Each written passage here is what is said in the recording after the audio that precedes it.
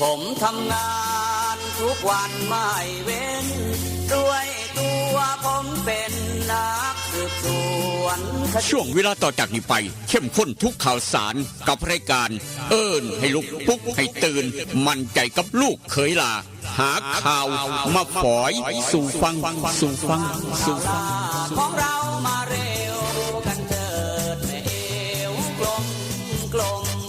ข่าวใหม่ๆสดใสทุกตอนโปรดรับฟังบางอ่อนข่าวร้อนๆของผมเกิดเป็นผู้หญิงนี่แสนลำบากใจจริงๆนะเธออ้าวทำไมล่ะเธอก็อย่างที่ฉันเป็นอยู่เดี๋ยวนี้แหละปวดท้องน้อยปวดบั้นเอวทรมานจริงๆซื้อกาโน่หน่อยค่ะซื้อกาโน่นะครับซื้อกาโน่นะคะจะต้องรีบไปซื้อมาแล้วล่ะกาโน่จำชื่อกาโน่คนรุ่นใหม่ใช้กาโน่ยาน้ำว่านชักมดลูกกาโน่จัดจำหน่ายโดยบริษัทเวชภัณฑ์ยากาโน่ป๊อกซอฟตี้เครื่องหมายการค้าตรามือรับเหรียญทองยกสุดท้ายยาป๊อกกล่องสีเขียวตรามือรับเหรียญทองใช้บรรเทาการปวดเมื่อยตามกล้ามเนื้อเคล็ดขัดยอกยาป๊อกน้ำมันยาป๊อกกล่องสีเขียวตรามือรับเหรียญทองบรรเทาการปวดเมื่อยเคล็ดขัดยอกมีจำหน่ายตามร้านขายยาทั่วไปโรคริดซีดวงทวารหนักเป็นแล้วทรมานเริ่มต้นจากมีอาการคันบริเวณขอบรูทวารและมีอาการปวดถ่วงทวารหนักถ้าปล่อยไว้นานอาจมีแผลเป็นรูปกลีบมะเฟืองและเป็นหน่อคล้ายเดือยไก่มีเลือดไหลซึมถ้าเป็นมากจะถ่ายออกมาเป็นเลือดสามก๊กมาแล้วยาเม็ดบรรเทาริดซีดวงทวารหนักตราสามก๊กยาเม็ดบรรเทาริดซีดวงทวารหนักสามก๊กราม500ชนิดแคปซูลจัดจำหน่ายโดยบริษัทเวชภัณฑ์ยากาโน่ป๊อกซอฟตี้จำกัดเครื่องหมายการค้าตรามือรับเหรียญทองกล่องละ350 บาทมีจำหน่ายตามร้านขายยาชั้นนำทั่วไป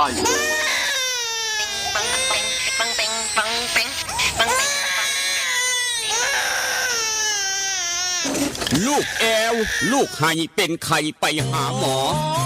ช่วยด้วยช่วยหน่อยคุณหมอ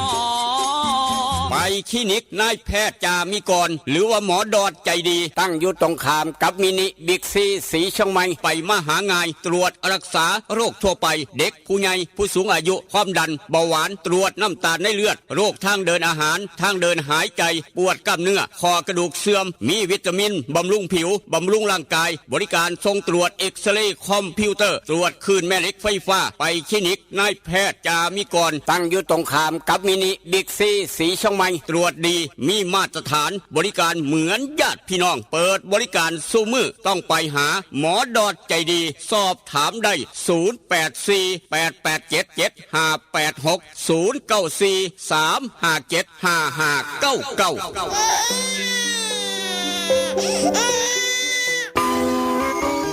เล่นกันนักมันคืออะไรอะเล่นกันนักก็รักกันแน่นไงครับพี่ตั๊กโหรักกันแน่นแน่นเหมือนอะไรครับพี่เหมือนเหงือกกับฟันรักกันแน่นดี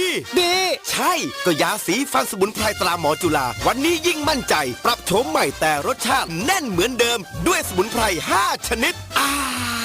ให้รักกันแน่นดีแบบนี้เล่นกันนักรักกันแน่นยาสีฟันสมุนไพรตราหมอจุฬาโฉมใหม่เยี่ยมยามถามข่าวว่าเวียกว่างานขอต้อนรับด้วยกาแฟฮ้อนหอมคนละจอกด้วยความหักความแพงกับกาแฟเพื่อสุขภาพดรเจคอฟฟี่ดรเจคอฟฟี่มีถังเสาของแท้จากทิเบตเฮ็ดลินจือส้มสกัดภูขาวแปะกล้วยผงเกากี้มีประโยชน์เพื่อสุขภาพทั้งหญิงและชายมือนี่สุขภาพเป็นเรื่องสำคัญคนดื่มกาแฟขอกาแฟต้องดื่มดรเจคอฟฟี่ดรเจคอฟฟี่มีแต่คนอยากดื่มเศร้าดื่มแหลงเพื่อสุขภาพด้วยดรเจคอฟฟี่ดรเจคอฟฟี่คนละจอกมีจำหน่ายที่ FM 96.5 เมกะเฮิรตซ์0816016232เด้อเจ้าวิทยาลัยเทคโนโลยีวิ ชาชีพท่าบ่อ วิทยาลัยเทคโนโลยีวิชาชีพท่าบ่ออำเภอท่าบ่อจังหวัดหนองคาย เปิดสอนหลักสูตรในระดับปวช และปวสจำนวน 13 สาขาวิชา เลือกได้ตามความถนัดเทคโนโลยีธุรกิจดิจิทัล การบัญชี การตลาดโลจิสติกการท่องเที่ยว การโรงแรม อาหารและโภชนาการ ช่างยนต์ ช่างไฟฟ้า อิเล็กทรอนิกส์ สถาปัตยกรรม การจัดการบริการสถานพยาบาล และการจัดการธุรกิจค้าปลีก วิทยาลัยเทคโนโลยีวิชาชีพท่าบ่อ อาคาร สถานที่ บุคลากร พร้อม สื่ออุปกรณ์การเรียนการสอนทันสมัย มีหอพักให้ มีรถรับส่ง มีกองทุนกู้ยืม คนดี คนเก่ง มีทุนให้ มีเรียนรอดอปี 1 ถึงปี 5 ฝึกงาน มีรายได้ จบแล้วมีงานทำ รับผู้จบม .3 หรือเทียบเท่า เรียนต่อปวช จบม .6 หรือเทียบเท่า หรือจบม .7 จากสปป.ลาว เรียนต่อปวส คิดจะเรียนต่อสายอาชีพ ได้เงิน ได้วุฒิ มีงานทำ ต้องเรียนที่ วิทยาลัยเทคโนโลยีวิชาชีพท่าบ่อ สอบถามได้ ดร.รัชนี ดร.คำนึง เลื่อนแก้ว 0918630359 085-598-3107 สมัครเรียนได้ทุกวันนะคะ เรียนดีมีทักษะพละเก่งเคล่งวัฒนธรรม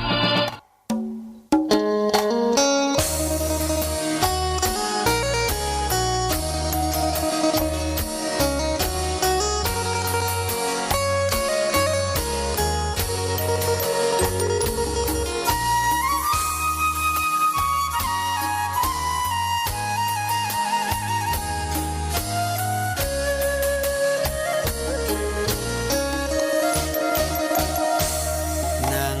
จอคอคือทอดแทนอคือทอดผู้สาวเย็นลมหนาวกินข้าวแรงแล้วยังบ่นอน2 ทุ่มครึ่งเอารูปผู้สาวเบิ่งแล้วอ่อนสอน3 ทุ่มทอนเปิดใต้หมอนเอาจดหมายมาอ่านนั่งโกโซขึ้นหอดพะโลเฝ้าแต่รำพึงหอดตี 1เฝ้าคิดถึงคำเคยเว้ากันที่2คล้อยเขียนจดหมายน้อยไปถึงลุงคราที่3ผ่านอ่านทบทวนแล้วเขียนใหม่อีกทีคิดฮอดอีหลีเพราะอ้ายนี้บ่เคยหักใครคือทอดหลายเพราะขวัญใจเจ้าคือทีวีคือทอดสิเป็นสิตายเพราะห่างไกลกันนานเป็นปีคิดฮอดทุกวินาทีลมหนาววีอ้ายแห่งคิดฮอดแองนั่งทรงลงหลับบ่ลงกระวนกระวายตี5เลยไปย้อนคิดหลายสายตาอย่างแข็งหนาวเย็นจ้อยลมวอยวอยคิดฮอดแห้งแห้ง6 โมงเช้าตะเวนแดงแดงคิดฮอดคำแพงจนสอดแจงจางตา อย่านอนตื่นสาย อย่าอายทำกิน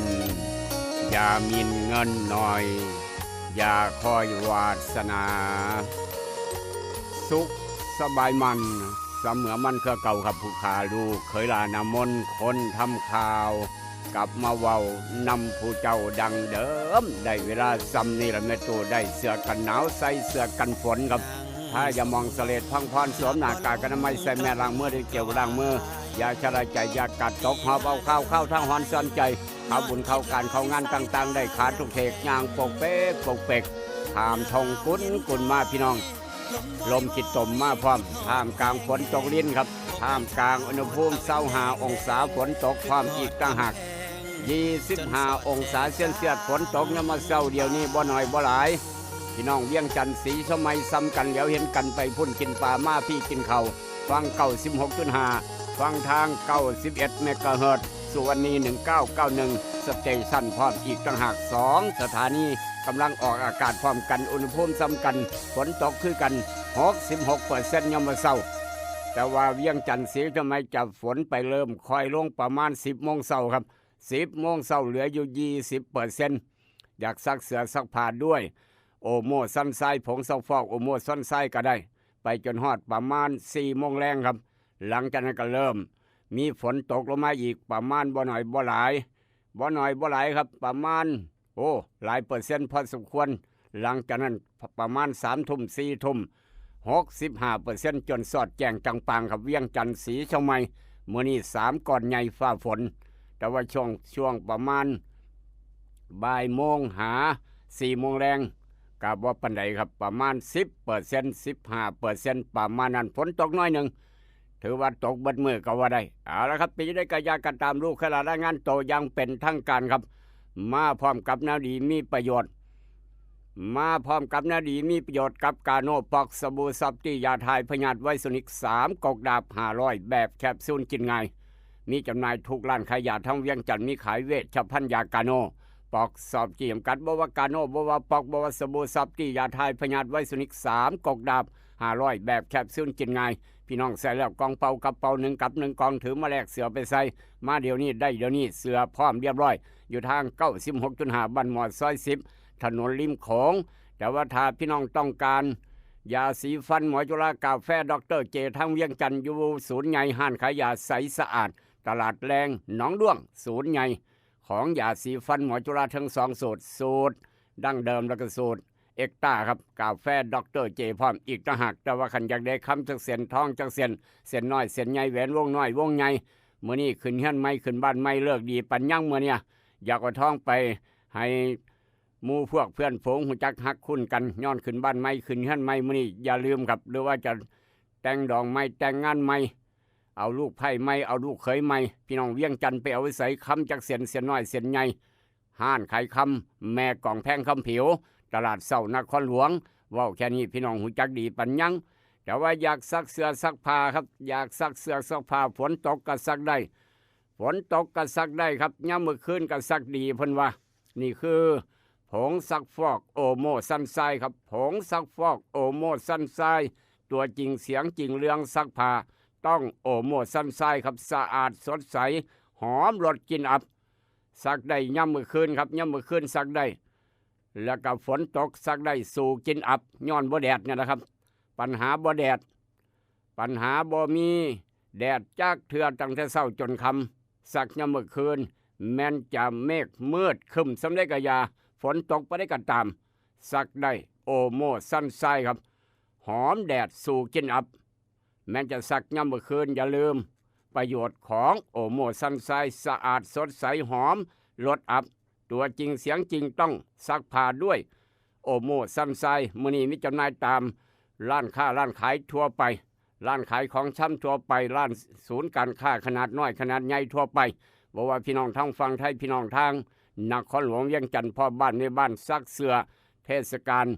หน้าฝนเทศกาลเขาพรรษาฝนกำลังตกอย่าลืมโอโมซันไซครับสู่กินอับแม้นฝนจะตกฟ้าจะห้องกะยาสู่กับกินอับต้องยกให้ผงซักฟอกโอโมซันไซซื้อนี่ไปถามหาทุกร้านค้ามีขายหาซื้อง่ายแต่ว่ามื้อนี้วันเสาร์นายแพทย์จามิกรคุณหมอดอดจะดีทางศรีเชียงใหม่ฟังตรงข้ามบิ๊กซีศรีเชียงใหม่ครับไปสะดวกมาสบายหาง่ายจอดรถง่ายพร้อมมื้อนี้เปิดปกติแม้นฝนจะตกฟ้าจะห้องคุณหมอดอดวันเสาร์มื้อนี้เปิด 8:30 นฮอดเที่ยงยามมื้อแลง 5:00 นแลงฮอด 2:30 นพี่น้องไปใช้บริการก็ได้สอบถามปรึกษาจองคิวได้083 6769581 083 6769581ออกจากคลินิกนายแพทย์จามิกรเดินทางต่ออยากได้เนื้อไปลาบไปก้อยไปซุ่มไปแซวไปปิ้งย่างเขาบรรยากาศฉลองวันเกิดจะหน่อยเนื้อปิ้งเนื้อย่างฝนตกกะยาย่างเนื้อไปพร้อมกินสิ้นไปน้ำแซ่บปัญญังคนมักก้อยมักลาบมักก้อยมักลาบครับเนื้อใหม่ๆเฮ็ดใหม่ๆขึ้นเขียงใหม่ๆต้องอูดเนื้อสดทางโค้งบ้านพันเผากิโลละ200 บาท220 บาทเท่านั้น220 บาทเท่านั้นครับนี่คืออูดเนื้อสดใจเกินล้านคูณ2อีกต่างหากเสียวุฒิทรงฮอดหม่องสั่งหลายงานดอกงานแต่งงานบุญงานบวชงานยังกะยาเอาหลายทรงฮอดหม่องอูดเนื้อสดทางโค้งบ้านพันเผาเนื้อใหม่ๆเฮ็ดใหม่ๆขึ้นเขียงใหม่ๆ220ต้องยกให้อูดเนื้อสดทางโค้งบ้านพันเผาพี่น้องหูจักดีปัญญังออกจากอูดเนื้อสดอยากได้หนังไปฉายครับทุกเทศกาลอยากได้หนังไปฉายประหยัดค่าใช้จ่ายในโลกยุคปัจจุบัน ทุกเทศกาลครับงานบุญงานบวชงานบางานบนทุกอย่างทุกแนวที่น้องต้องการหนังครับงานบุญพระเวทบุญเดือน4ออกพรรษาบุญกฐินก็แล้วแต่ไปเอาได้แอร์ภาพยนตร์บ้านหัวไซราคาถือพร้อมบ่ผิดหวังสอดแจ้งจังปังก็แล้วบุญได้คือกันประหยัดค่าใช้จ่ายไปหลายหมื่นบาทครับเพราะฉะนั้นทุกวัดว่ารามต่างๆทุกหมู่บ้านทุกตำบลฝากไว้จ้างหนังมื้อนี้ต้องแอร์ภาพยนตร์บ้านหัวไซครับออกจากแอร์ภาพยนตร์บ้านหัวไซเดินทางต่ออยากติดตั้งแอร์บ้านแห้งง่ายคักได้ของแถมติดตั้งแอร์บ้านยี่ห้อได้กะอย่าลืมได้ของแถมได้ราคาถูกต้องร้านเตาทอง24หาเจเตายามมื้อเช้าเปิดนะครับที่เปิดหน้าบ้านแล้วเปิดร้านค้าร้านขายแล้วเปิดสำนักงานแล้วเจเตาเพิ่นเปิดสำนักงานตั้งแต่เช้าพี่น้องไปใช้บริการบ่มีมื้อหยุดบ่มีมื้อปิดบ่มีวันเสาร์วันอาทิตย์บ่มีวันศีลวันพระเปิดตลอด365มื้อคูณ2ครับนี่คือเจเตาร้านเตาทอง24ห่างจากแยกไฟแดงนมงทางเข้าเมืองทบ300 เมตรด้านซ้ายมือตึกสีเหลืองด้านขวามือกับตึกสีเหลืองตรงข้ามกันเหลืองเตาเหลืองทั้งสองข้างครับนั่นแหละครับเตาทอง24ตั้งอยู่หั่นเจ้าเก่าเจ้าเดิมเตาทอง24 นว่าแค่นี้พี่น้องคนทาบหูจักดีปัญญังได้ของแถมต้องติดตั้งแอร์บ้านนายสร้างมืออาชีพได้ของแถมได้ราคาถูกต้องร้านเตาทอง24ติดตั้งแอร์บ้านมื้อนี้ครับแต่ว่าลูกหลานอย่าลืมครับจบม.3 จบม.6 เรียนต่อใกล้บ้านประหยัดค่าใช้จ่ายพ่อแม่สบายใจด็อกเตอร์คำนึงด็อกเตอร์และชนิดรับประกันคุณภาพรับบ่อันรับสมัครซุมือย้ายมาจากหมู่อื่นสถาบันอื่นย้ายมาจากกรุงเทพมาเข้าทางบ้านเฮาก็ได้ย้ายมาจากทางกรุงเทพมาเข้าทางบ้านเฮาสะดวกสบายหายห่วงปลอดภัยครับย้ายปี1มาเข้าปี2ย้ายปี2มาเข้าปี3มาสบายครับจบมาก็เฮ็ดงานอบต.เทศบาลรับราชการได้คือกันตั้งบริษัทเจ้าของได้คือกันโดยเฉพาะจบสาขาขายปีขายส่งขายออนไลน์ครับไปเรียนไสวิทยาลัยเทคโนโลยีวิชาชีพทบกับดรคำนึงดรราชนีรับประกันคุณภาพแต่ว่าสำหรับพี่น้องคนส่วนอย่างน้ำยางบ่ไหลบ่คักไหลบ่ดีไหลบ่ถึกใจฝนจะตกปันได้กะยาน้ำยางกะยังบ่ไหลปลูกมาโดนครับปลูกมาโดนจีดยางมาโดนนายางแข็งนายางตายอย่าลืมใส่นาโนบูครับนาโนบูครับยาท่านายางสูตร3 พลังอ้ายของนาโนพัดบิ๊กซันพร้อมอีกต่างหากเพิ่มน้ำยางไหลออกมาหลายหน้ายางนิ่มจีดง่ายถึกใจคนสนยางกำลังแถมเสือพร้อมนาโนบูไปเอายิสัยครับดาวแดงการเกษตรสีช่องไม้นี่นาโนบูครับหรือว่าโพดตากล้านเกษตรบ้านไร่ท่าบอท่วนการเกษตรสังคมการเกษตรบ้านผือล้านผลิตอย่างพระอำเภอบ้านผือน้ำโสมล้านพี่เอดและก็ล้านสิริวัฒนา2 ล้านทางน้ำโสมเป็นตัวแทนจำหน่ายนาโนบูนาโนพัดบิ๊กซันครับแต่ว่าพี่น้องเกษตรกรในน้ำมีป่าครับในสระมีป่าในน้ำมีเขาแต่ว่าเทิงโคกเฮ็ดหยังครับเลี้ยงอ้นพี่น้องเลี้ยงอ้นสัตว์เศรษฐกิจตัวใหม่อยากได้อ้นมาเลี้ยงซื้อพ่อพันธุ์แม่พันธุ์ง่ายๆสบายๆอยู่ใกล้บ้านโทรมาได้ครับทางสุวรรณี1991สเตชันนี่สถานีกำลังออกอากาศพร้อมกัน2 สถานีครับดังไปทุกหม่องทุกบอนเต็มเมืองครับเต็มเมืองพี่น้องฟังกันได้กับรายการเอิ้นให้ลูกปุ๊กตื่นยามมื้อเช้าในทาง 96.5 บวกกับ91 2 สถานีร่วมด้วยช่วยกันต้มโฮมฟังน้ำกันมวลพี่น้องทั้งเวียงจันทน์ฟังก็ได้ทุกทิศทุกหม่องทุกบอนก็ว่าได้อยากเลี้ยงอ้นมื้อนี้โทรมาได้สุวรรณี1991สเตชันหรือว่าจะโทรมาหาลูกเคยลาก็ได้คือกันจะได้บอกบอกรายละเอียดครับ0816016232ท่ามกลางอุณหภูมิเช้ามื้อนี้บ้านเฮาสีชมไมเวียงจันทน์ทอกันเป๊ะ25 องศาครับโอกาสฝนตกทอกันขึ้นมา 71% ครับ 71% ฝนตกลิ้นนอนฟังเสียงฝนสำหรับคนนอนยังบ่ตื่นครับทางเวียงจันทน์ก็ทอกันเป๊ะครับ25 องศาเซลเซียสคือกันฝนตกซ้ำกัน 71% พาพี่น้องไปเที่ยวทางผาตากเสือไปเอาบุญทางผาตากเสือจะหน่อยเช้ามื้อนี้25 องศาเซลเซียสผาตากเสือครับฝนตกเดี๋ยวนี้ประมาณ 62% มีฝนตกคือกันเดินทางขึ้นวัดผาตากเสือขับรถขับราต้องระมัดระวังครับช่วงบ่ายประมาณบ่หน่อยบ่หลายประมาณ 35% ถือว่าฝนตกลิ้นเบิดมือทางผาตากเสือจนค่ำจนมืดจนสอดแจ้ง ก็ยังมีฝนเมื่อนี้เต็มที่เต็มพิกัดฟ้าฝนทางผาตากเสือทางบ้านเฮาพร้อมอีกต่างหากนอกจากนั้นจากผาตากเสือพาพี่น้องไปเที่ยวภูเรือจังหวัดเลยจังหน่อยครับภูเรือจังหวัดเลยเดี๋ยวนี้บ่น้อยบ่หลายครับอุณหภูมิเพิ่นมาตรฐาน23องศาเย็นก็บ้านเฮา25เวียงจันทน์25ภูเรือ23ครับโอกาสฝนตกทางภูเรือเช้ามื้อนี้น้อยกว่าบ้านเฮาครับ48%มีฝนคือกัน ถือว่าตกฝนตกลิ้นเบิดมือคือกันเจ้าว่าตกบ่แห้งสู่ทางหนองคายเวียงจันทน์สู่ทางศรีชมไมถ้าบ่สังคมพุทธตากบ่ได้ผู้เรือฝนบ่หลายทอบ้านเฮาครับแต่ว่าก็เอาเสื้อกันฝนไปพร้อมเอาห่มไปน้ำใส่รถไปพร้อมขับรถขับราต้องระมัดระวังครับตกเบิดมือคือกันแต่ว่าบ่หลายนั่นคือทางผู้เรือจังหวัดเลย23องศาเย็นกว่าบ้านเฮาเอาละครับได้เวลาพาผู้ใหญ่วิชัยเพราะว่าวันหยุดมื้อนี้วันเสาร์ครับพาผู้ใหญ่วิชัยผู้ใหญ่โตท่านกว่านั้นเพิกผู้ใหญ่ใสปลาสักไต้หมูซีไปหากินอาหารญี่ปุ่นกับไอ้เสียงหมอกทางกรุงเทพไปญี่ปุ่นครับญี่ปุ่นเช้ามื้อนี้8โมงกว่าครับ8โมงกว่าแดดออกแล้วครับแดดจัดขนาด8โมงกว่าทางญี่ปุ่นเช้ามื้อนี้29องศา29องศาเซนเซียสแดดจัดร้อนตั้งแต่เช้านี่คือทางญี่ปุ่นเช้ามื้อนี้โอกาสฝนตกยามมื้อเช้าเพียง 10% ครับ10%ริมมาลอกปอกแปกหน่อยก็เหี่ยวจักจันนี่คือญี่ปุ่นแดดจัดไม่มีฝนก็ว่าได้บ้านเฮาฝนตกแตกต่างกันช่วงนี้ไปญี่ปุ่นอากาศร้อนครับอากาศร้อนเด้อพี่น้องผู้ใดไปเที่ยวญี่ปุ่นช่วงนี้อากาศร้อนอุณหภูมิสูงครับจากญี่ปุ่นพาพี่น้องไปทางสวิตเซอร์แลนด์ครับไปทางสวิตตีหนึ่งกว่า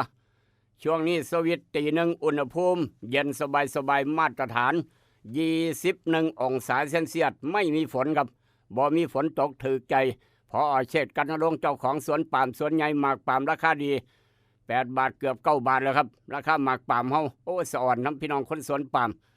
นี่ถ้าได้ขายเนี่ยว่าเงินหมื่นเข้ากระเป๋าครับแต่ละคนพอเชษฐ์จะได้ซื้อตั๋วเครื่องบินไปเที่ยวสวิตเซอร์แลนด์21องศาเซนเซียสผู้ใหญ่ม่วนบ้านฝางพร้อมอีกต่างหากโอกาสฝนตกบ่มีครับ 0% อากาศดีตีหนึ่งกวดทางยุโรปสวิตเซอร์แลนด์เอาละครับลืมบ่ได้พาไอ้เพ่งหนองแตงไปเสียงขวางทุ่งไหหินกันหน่อยครับเสียงขวางทุ่งไหหินเศร้ามื้อนี้ว่าจังไหนครับอุณหภูมิมาตรฐานอยู่ละทางเสียงขวางทุ่งไหหิน19องศาเซนเซียสฝนตกบ่น้อยบ่หลายครับ3ก้อนใหญ่ยามมื้อเช้า 57% คอยลงช่วงบ่ายโมงเป็นต้นไปจนฮอดย่ำมือแรงจนฮอดย่ำมือคำทุ่มหนึ่งเหลืออยู่ประมาณ20% 20% รอบดึกประมาณ 65% สรุปแล้วไปเสียงขวางฝนตกตลอดเส้นทางเอาขับรถต้องระมัดระวังครับนี่คือทางเสียงขวางมีฝนคือกันสภาพดินฟ้าอากาศโลกใบเดียวกันแตกต่างกันเอามาเว้าสู่กันฟังครับโลกวันนี้จักเป็นจังไดพี่น้องวุ่นวายเสียเหลือเกินแต่ละจุดแต่ละหม่องแต่ละบอนทางข่าวเศร้าข่าวสูญเสียทางกรุงเทพเมื่อวานก็โอ้ยบ่อยากเห็นบ่อยากว่าครับบ่อยากได้ยินพร้อมผู้ข่าเอามาเว้าสู่กันฟังประจำเสาร์วันที่8ครับเดือนสิงหาคมพุทธศักราช2569ตรงกับวันเสาร์แรม10ค่ำเดือน8 2หนปีมะเมียครับตำราพ่อแม่ครูบาอาจารย์เลิกงามยามดีมื้อนี้ขึ้นจัดงานขึ้นบ้านใหม่ดีปัญญังจัดงานขึ้นบ้านใหม่ขึ้นเฮือนใหม่ย้ายหม่องอยู่ใหม่ย้ายธุรกิจย้ายร้านค้าจากตึกนี้ไปอยู่ตึกนั้นย้ายจากคุมนี้ไปอยู่คุมนั้นย้ายจากหมู่บ้านนี้ไปอยู่บ้านนั้นดีปัญญังเลิกย้ายบ้านใหม่ขึ้นเฮือนใหม่ดีแท้แน่นอนครับมื้อนี้ว่าจังซั่นพ่อแม่ครูบาอาจารย์บอกไว้เอามาเว้าสู่กันฟังมื้ออื่นเลิกดีคือมื้อฉลองตำแหน่งมีตำแหน่งใหม่ย้ายใหม่คำสั่งย้ายออกย้ายจากตำแหน่งนี้ไปอยู่ตำแหน่งนั้นยังกะยาฉลองผู้ใหญ่บ้านกำนันผู้ซอยผู้ใหญ่บ้านอสมอบตยังก็ตามครับนี่มื้ออื่นวันอาทิตย์ฉลองตำแหน่งดีปัญญังจากร้อยโทเป็นร้อยเอกจากผู้หมวดเป็น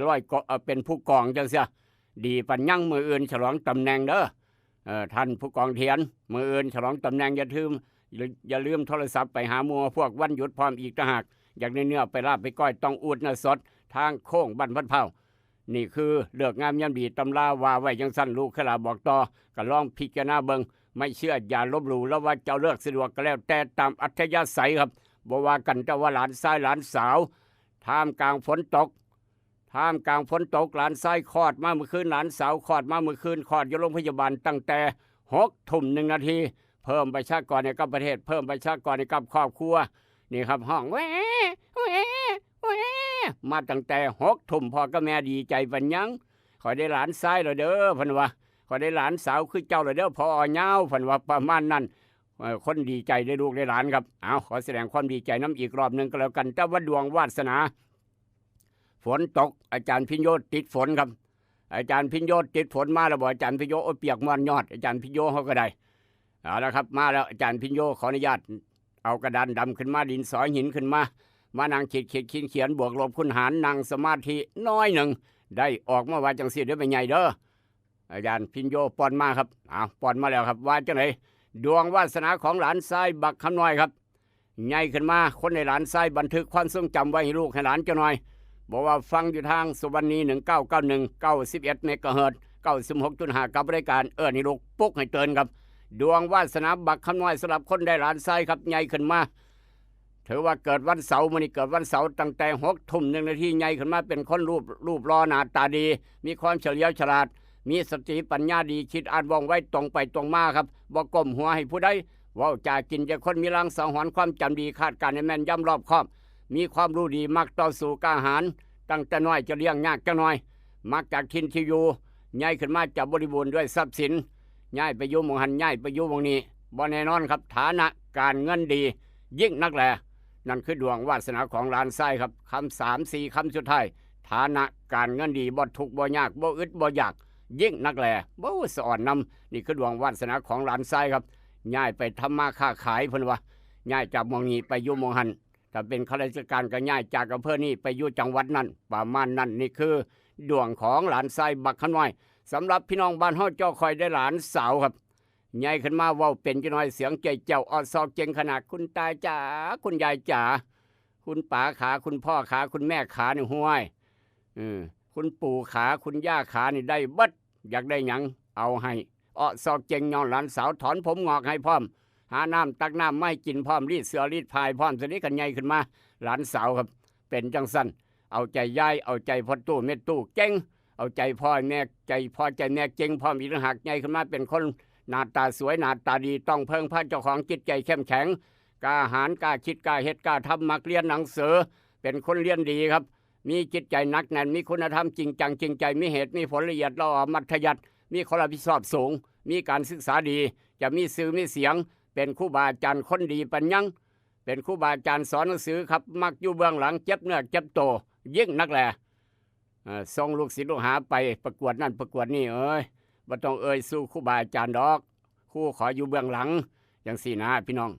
ประมาณนั้นนี่คือหลานสาวหลานชายดวงวาสนาเป็นสั้นใหญ่ขึ้นมาครับแต่ว่าที่นี่แน่เลี้ยงในน้ำนมแม่เอาคักเอาแคนกระโลดสมองจะได้ดีปัญญาจะได้เลิศขอแสดงความดีใจน้ำอีกรอบหนึ่งสำหรับพี่น้องในหลานชายหลานสาวบอกว่าพี่น้องทางฝั่งไทยพี่น้องทางเวียงจันทร์ฟังอยู่ทางไลฟ์สด Facebook ทางออนไลน์พร้อมฟังอยู่ทาง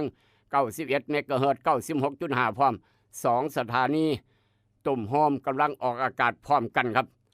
เสียงไปฮอดใสชัดเจนไปฮอดใสพี่น้องโทรศัพท์มารายงานผลการรับฟังจะหน่อย0816016232จะขอบพระคุณเป็นอย่างสูงครับแต่ว่าดวงวาสนาคนเกิดวันเสาร์ว่าจังไหนบาทเนี่ยดวงวาสนาคนเกิดวันเสาร์ครับตื่นแต่เช้าหนึ่งเข้าใส่บาตรผู้ใดนอนตื่นสวยเทวดาเพิ่นจมชมรมสมาคมคนเกิดวันเสาร์ไอ้เพ่งน้องแตงเป็นประธานคนเกิดวันเสาร์มื้อนี้ว่าจะไหนครับร้านมั่งร้านมีร้านเศรษฐีมากมายคนเกิดวันเสาร์มื้อนี้ดวงวาสนาพี่น้องเกิดวันเสาร์ผู้ใดเกิดวันเสาร์ยกมือขึ้นเอาเท้าเฮืองเอามือลงยังบ่ฮอดวันอาทิตย์อย่าหลงมือก็แล้วกันเอามือลงเท้าเฮืองเท้าหมอนตลาดสวนมอนครับไอ้เพ่งน้องแตงลุกพร้อมยก2มือเอากาแฟดร.เจไปพร้อมบาดเนี่ยคนเกิดวันเสาร์ครับว่าจังสิดวงวาสนาไอ้เพ่งน้องแตงตั้งใจฟังอย่าเฝ้าคุยทั้งน้องแตงคนเกิดวันเสาร์มื้อนี้จะได้รับของฝากของขวัญจากคนเจ้าของหักว่าไม่ซื้ออะไรมาฝากเนาะบัดนี้เนาะจะได้รับของฝากของขวัญจากคนเจ้าของหักมีเพศตรงข้ามเขามาสนใจหลายคนครับก่อนจัดตกลงปรงใจกับผู้ใดควรเรียนรู้ และสืบประวัติเบิ่งให้เรียบร้อยซะก่อนฮู้เขาฮู้เล่าครับนี่ฮู้เพิ่นฮู้เจ้าของพร้อม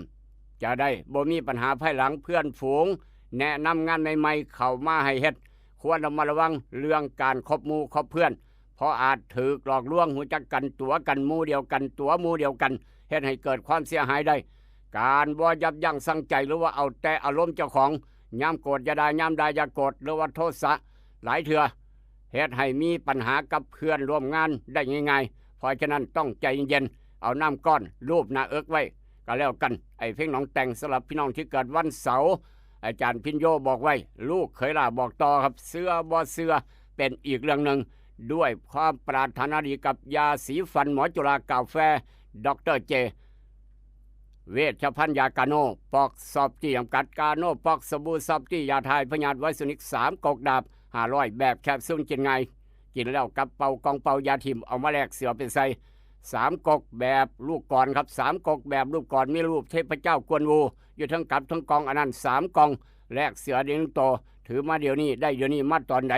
ได้ตอนนั้นเมื่อนี้วันเสาร์คลินิกนายแพทย์จามิกรคุณหมอดอนจะดีเปิดคลินิกตามปกติภาคเช้า 8:30 นฮอดเที่ยงย่ำมื้อแรง 5:00 นฮอด 2:30 นวันนี้ในอดีตครับย้อนไปนี่คือที่มาที่ไปพี่น้องต้องขอบคุณผู้นี้แถวเจ้าข่อยต้องขอบคุณผู้นี้ตั้งแต่ก่อนนี่โธ่พี่น้องเคยเห็นบ่สมัยเมื่อ30 ปี40 ปีขึ้นหลังลูกหลานเกิดใหม่รุ่นอาจจะบ่ฮู้จักครับนั่นคือเว้าสู่พี่น้องฟังจะหน่อยขนาด30 ปี40 ปีย้อนหลังนี่เมื่อนี้สิขออนุญาตไปคัดสำเนากันเด้อไปคัดสำเนาทะเบียนบ้านก่อนก็สิว่าไปไสล่ะไปอำเภอครับไปคัดสำเนาทะเบียนบ้านไปอำเภอให้ว่าไปถ่ายอยู่เบิดมื้อเจ้าหน้าที่อยู่ที่ว่าการอำเภอก็เขียนเอาครับคัดสำเนาต้องมีลายเซ็นเบิ่นเด้ลายเซ็นถูกต้องเพื่อเจ้าไปสมัครงานไปนั่นไปนี่มื้อนี้ไปคัดสำเนาไปตั้งแต่ 8:00 นพูนจนเลิกงานก็บ่ได้ครับบางมื้อคนหลายไปคัดสำเนาอยู่อำเภอที่ว่าการโอ้ยยากคักยากแน่คำว่าคัดสำเนาครับไปเอาสำเนามาไปหาสำเนามาเพื่อมาสมัครงานเป็นผู้ใหญ่บ้านจังซี่นะต้องไปคัดสำเนาครับเขียนนายวิชัยจังสั่นจังซี่บ้านเลขที่เท่านั้น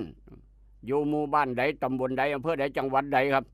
เพื่อจะคัดแยกออกมาจากสำเนาทะเบียนบ้านอยู่ที่ว่าการนั่นคือสมัยโบราณครับสมัย30 ปี40 ปีย้อนหลังเบิดมือให้ว่าเอิ้นคัดสำเนาครับแล้วซ่าพร้อมอีกต่างหากเป็นหยังครับบ่มีเครื่องถ่ายเอกสารพี่น้องบ่มีเครื่องถ่ายเอกสารคือซุมื้อนี้ทันสมัยเลยทันสมัยคักเพราะฉะนั้นต้องขอบคุณผู้นี้แถวเจ้าข่อยวันที่8 สิงหาคมปีพุทธศักราช 2419แท้เฮาเจ้าข่อยยังบ่เกิดจักคนหนุ่มน้อยกระดันดับศอกจักรพันธ์ข้าเขาก็ยังบ่เกิดผู้เดียวผู้ยมวนบ้านฝางเราเก่งกว่าหมู่ย้อนเราเฮ็ดบุญหลายครับ 2419 8 สิงหาคมมื้อนั้นสมัยนั้นต้องขอบคุณเพิ่นในฐานะแท้เจ้าข่อยอยู่ในโลกใบนี้เป็นลูกเป็นหลานเพิ่นก็ว่าได้นายโทมัสมิสเตอร์โทมัสเอดิสันครับมิสเตอร์โทมัสเอดิสันผู้นี้เป็นคนอเมริกาเป็นนักประดิษฐ์ได้รับสิทธิบัตรเครื่องอัดสำเนาด้วยกระดาษไขครับเครื่องอัดสำเนาด้วยกระดาษไขหรือว่าเครื่องพิมพ์ปุไขครูบาอาจารย์ฮู้จักดีไปยังเลยเครื่องพิมพ์ปุไขครับพิมพ์ขอสอบโลเนียวขอสอบนี่ห้วยมือดำมือแลพุ่นละสมัยก่อนเป็นจังซั่นเด้มือดำมือแลครับพิมพ์อยู่บัดมือกระดาษไขแตกก็ไปหาใหม่นี่ที่มาที่ไปครับซึ่งเป็นเครื่องพิมพ์อัดสำเนาจากต้นฉบับที่เป็นรูปภาพและก็ลายเซ็นซอยให้สามารถเฮ็ดสำเนาจากต้นฉบับได้จำนวนมากบ่จำกัดในเวลารวดเร็วครับและก็ประหยัดเวลาประหยัดหลายอย่างเลยเนี่ยพร้อมประหยัดเวลาประหยัดเงินทองทุกอย่างทุกแนวกลัวการใส่ฝีมือสมัยก่อนเขียนเอาคือจังลูกเคยด่าว่าเขียนเอาส่วนสิเลยขันมีภาพจังสิก็ต้องวาดภาพให้เหมือนครับวาดภาพคนให้เหมือนเป็นผู้ลอกเหมือน ไปลอกภาพให้เหมือนจังไดก็อยาคัดสนออยากมีภาพไก่ตีต้องวาดภาพไก่ตีซาคักซาเนี่ยเบิดมือก็บ่ได้เดี๋ยวนี้ไว้ถ่ายรูปอัดสนอไก่ตีให้ดูว่าถ่ายบึ้บออกมาเบิดเดียวบ่ฮอดนาทีได้20แผ่น30แผ่นแล้วครับนี่แหละครับที่มาที่ไปเขาว่าเครื่องอัดสำเนาเครื่องถ่ายเอกสารต้องขอบคุณนายโทมัสเอดิสันหรือมิสเตอร์โทมัสเอดิสันเป็นคนอเมริกาครับ2419 8 สิงหาคมผู้เพิ่นคิดค้นขึ้นเป็นคนแรกของโลกใบนี้เอามาเว้าสู่กันฟังเป็นความรู้รอบโตนักเรียนนักศึกษาจำไว้บ่เสียหลายเอามาเว้าสู่กันฟังวันนั้นในอดีตแต่ว่าเมื่อนี้ปัจจุบันว่าจังไดครับเว้าเรื่องมือดำมือแลโลเนียวพิมพ์เอกสารพิมพ์ไขในห้วยอยู่บัดมือพวกเราครูบาอาจารย์แม่นบ่พอเหย้าพุทธชัยใจชื่นหรือว่าจังไดขาดแล้วขาดอีกมือแลมือดำยังบ่พอครับแต้มหนวดให้พร้อมอีกต่างหากย้อนอยากเฮ็ดให้แล้วเป็นจังสั้นครับสมัยก่อนเดี๋ยวนี้โอ้ทันสมัยหลายทันสมัยคักเอามาเว้าสู่ฟังแต่ว่ามื้อนี้ปัจจุบันน้ำของขึ้นน้ำของลดท่านรองสังรองนายกเทศมนตรีเทศบาลตำบลศรีช่องไม้พร้อมทีมงานรายงานกันเข้ามาได้ครับน้ำของเพิ่มน้ำของลดหรือว่าขึ้นสูงกว่าเก่าแห้งกว่าเก่าสำใดตั้งแต่มื้อวานจนฮอดยามมื้อแลงหรือว่าเช้ามื้อนี้ฮอดเดียวนี้สูงสำไหนขึ้นมาจากเส้นครับรายงานกันเข้ามาได้กับบริการให้ลูกปุ๊กให้เดินพี่น้องแถวริมฝั่งโขงไปเบิ่งน้ำโขงเนี่ยครับขอนไม้ไหลมาเบิ่งนี่เด้อขอนไม้ไหลมาอันตรายครับย่านขอนไม้พาไหลหนีลมหายใจจากมาเยอะแยะมากมายคือจังเป็นข่าวกดมาเบอร์นี้ครับรายงานสถานการณ์น้ำโขงท่านร้องสังหูจักดีขอบุญขอบคุณล่วงหน้าก็แล้วกันพี่น้องถ้าฟังอยู่0816016232ขอบุญขอบคุณทุกหมู่บ้านทุกหอกระจายข่าวที่กำลังฟังรายการให้ลูกปุ๊กให้เตือนครับเอาละครับมาแล้วข้อมูลน้ำโขงมื้อวานนี้กับเช้ามื้อนี้ว่าจะได้ไปฟังพร้อมกันจากทางท่านรองสังรองนายกพร้อมทีมงานนายกผู้ชงพร้อมครับรายงานกันเข้ามาสวัสดีครับครับอาจารย์ครับครับผมครับสถานการณ์น้ำโขงเมื่อวานนี้นะครับก็ขึ้น70 เซนครับโอ้โหครับ70 เซนมือเศร้านี่ขึ้น35 เซนครับยังเหลืออยู่อีก4 เมตรเมื่อวานนี้ขึ้น70 เซนครับผมเศร้ามื้อนี้ขึ้นมาอีก35 เซนครับ35ครับครับยังเหลืออยู่อีก4 เมตรจะล้นตลิ่งครับเหลืออยู่อีก4 เมตรจะล้นตลิ่งครับผมโอ้โหพอร้อนกันนะครับเพอฝนมันก็ตกดีแล้วเกินครับอาจารย์ครับฝนตกกว่าเสาเบิดมือแม่นแท้เอาเหลือ4 เมตรจะล้นตลิ่งอีกจังเมตรจะฮอดมองปองไอ้กรุงศรีอีกเม็ดกว่าครับอีกเม็ดกว่าจะไหลเข้าปองกรุงศรีแล้วเนาะครับผมฝนมันก็ตกดีคักโคตรครับมาจังซั่นครับมาตามนัดสอดแจงจังปางแล้วมื้อนี้ครับขนาดเกือบ2 เมตรพุ่นล่ะครับมันก็จังสิล้นอีกประมาณ2 เมตรพุ่นล่ะครับประมาณ2 เมตรจะเข้าปองกรุงศรีเนาะครับผมอันว่าป้องกรุงศรีพี่น้องหูจักดีปานยังล่ะทางไอ้เทศบาลก็ได้ปิดอุดไว้แล้วล่ะคือจังสิบ่ล้นง่ายดอกนาบ่ล้นง่ายจักเม็ดนึงพุ่นล่ะมันก็จังสิล้นครับครับภาวนาให้เป็นแบบนั้นครับผมเพราะมันก็ฝนตกดีเมื่อวานนี้วันกำนันผู้ใหญ่บ้านก็พากันเตะบอลเล่นขี้ตมเล่นน้ำอยู่หั่นเบิดมืออยู่อำเภอวันกำนันผู้ใหญ่บ้านพร้อมครับเมื่อวานนี้ครับผมครับขอบคุณครับอาจารย์ครับครับสวัสดีครับเมื่อวานขึ้นมา70 เซนพี่น้องตั้งแต่เช้าจนค่ำเช้ามื้อนี้ขึ้นมาอีก35 เซนเหลืออยู่ประมาณ4 เมตรจะล้นฝั่งครับอีก4 เมตรเท่านั้นจะล้นฝั่งน้ำโขงทางศรีชมัยพิกัดอำเภอศรีชมัยอยู่ในเขตเทศบาลครับแจ้งให้ทราบเว้าสู่กันฟังขอบุญขอบคุณทุกหมู่บ้านทุกหอกระจายข่าวขอบุญขอบคุณทางเทศบาลตำบลศรีชมัยรายงานสถานการณ์น้ำโขงทุกปีครับหน้าฝนน้ำท่วมบ่ท่วมน้ำขังบ่ขังน้ำออกท่อบ่ออกท่อน้ำไหลเข้าบ่ไหลเข้าประมาณนั้นหลายคนอาชีพบอกว่าขันน้ำท่วมพอดีไปจังหนึ่งเด้หลายคนดีใจว่าน้ำท่วมออกท่อออกหยังครับพวกพี่น้องที่หาปลาตึกสะดุ้งตึกแหโอ้ดีใจเพิ่นว่าได้ปลานี่ฉวยโอกาสครับน้ำท่วมได้หาปลาประมาณนั้นจังซี่ก็มีคือกันขอบุญขอบคุณทุกหมู่บ้านทุกหอกระจายข่าวทุกเสียงทุกสายทุกพลังเงียบพร้อมอีกต่างหากแจ้งผลการรับฟังกันเข้ามาฮอดไกลบ่ได้ทางเวียงจันทร์ครับพี่น้องฟังอยู่กดมาได้เบอร์เวียงจันทร์กดมาได้เบอร์เก่าเบอร์เดิมสำหรับพี่น้องทางน้ำโสมนายุงนางง่วอำเภอบ้านผือกดมาได้เบอร์นี้ครับทางกลางใหญ่นาสีดาบ้านพักบุ้งบ้านติ้วบ้านกระลืมเมืองพานทุกหม่องทางบ้านสังกะรีนาขามกดมาได้0816016232ครับ แจ้งผลการรับฟังจะหน่อยจะขอบพระคุณเป็นอย่างสูงขออนุญาตเดินทางต่อครับขออนุญาตเดินทางต่อไปสำรวจตรวจสอบหน้าหนึ่งของไทยรัฐหน้าหนึ่งของไทยรัฐหน้าหนึ่งของเดลินิวพี่น้องลูกขดาต้องขอแสดงความเสียใจกับครอบครัวผู้สูญเสียบอกว่าครูบาอาจารย์นักเรียนโอ้ยพี่น้องเอ้ยให้ว่าปัจจุบันท่านด่วนบ่อยากเห็นบ่อยากพ่อบ่อยากเบิ่งพร้อมอีกต่างหากนี่คือคำว่าในโลกยุคปัจจุบันเห็นแต่ต่างประเทศครับเห็นตั้งแต่อยู่ต่างประเทศมาเจอประเทศไทยละเข้ามาในประเทศไทยแล้วขึ้นหน้าหนึ่งของไทยรัฐเทเลอร์ว่าจังซี่ครับขึ้นหน้าหนึ่งของไทยรัฐเทเลอร์คนมีลูกมีหลานเรียนอยู่กรุงเทพว่ากินข้าวบ่แซ่บนอนบ่หลับครับนี่หน้าหนึ่งของไทยรัฐบอกว่าซี่ครับเบิ่ง YouTube หลายกาดยิงม.3 ติดเกมฆ่า8ศพบาดเจ็บ23ครับเฉพาะครูบาอาจารย์โรงเรียนต้องเสียชีวิตสังเวยไป5ศพ5คนน้ำกันฆ่า8ศพบาดเจ็บ23นี่คือหน้าหนึ่งของไทยรัฐเช้ามื้อนี้ว่าจังสั้นครับว่าจังสั้นวางแผนยิงปู่ยิงยายิงปู่ยิงยาครับฆ่าบ้านหลังจากนั้นลัวสังหารอยู่ในโรงเรียนทีละคนครับสยองโรงเรียนเทพศิรินทร์ทางจังหวัดนนทบุรีนี่คือข่าวใหญ่ขึ้นหน้าหนึ่งไทยรัฐขอแสดงความเสียใจน้ำอีกเทื่อหนึ่งครับบ่อยากเห็นบ่อยากพ่อผู้ข่าเห็นแล้วเมื่อยวันลอยครับนอกจากนั้นอีกกรอบนี้บอกว่าใจหนูนี่ก็คือนายกกอบร้องครับ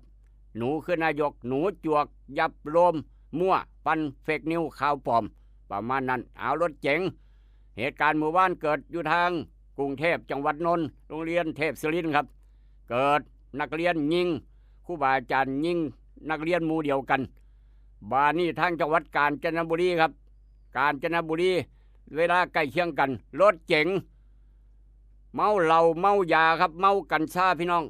ขาไปตามศูนย์เด็กน้อยศูนย์เด็กเล็กเกือบตายหมู่นั่นก็ได้มีบาดเจ็บพร้อมให้ว่าศูนย์เด็กเล็กมุนเอเล่ครับศูนย์เด็กเล็กมุนเอเล่เมื่อวันศุกร์โอ้ยสมันคักกันยังวะเกือบตายหมู่นั่นก็ได้เห็นบ่ครับศูนย์เด็กเล็กย้อนเมายาเมาหยังเดี๋ยวจะเว้าสู่ฟังในช่วงต่อไป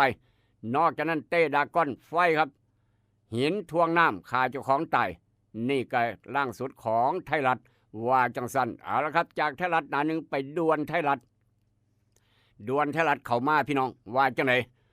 นี่ก็อาวุธปืนนี่เนี่ยตำรวจปิดล้อมจับนี่เป็นข่าวด่วนครับเข้ามาช่วงประมาณ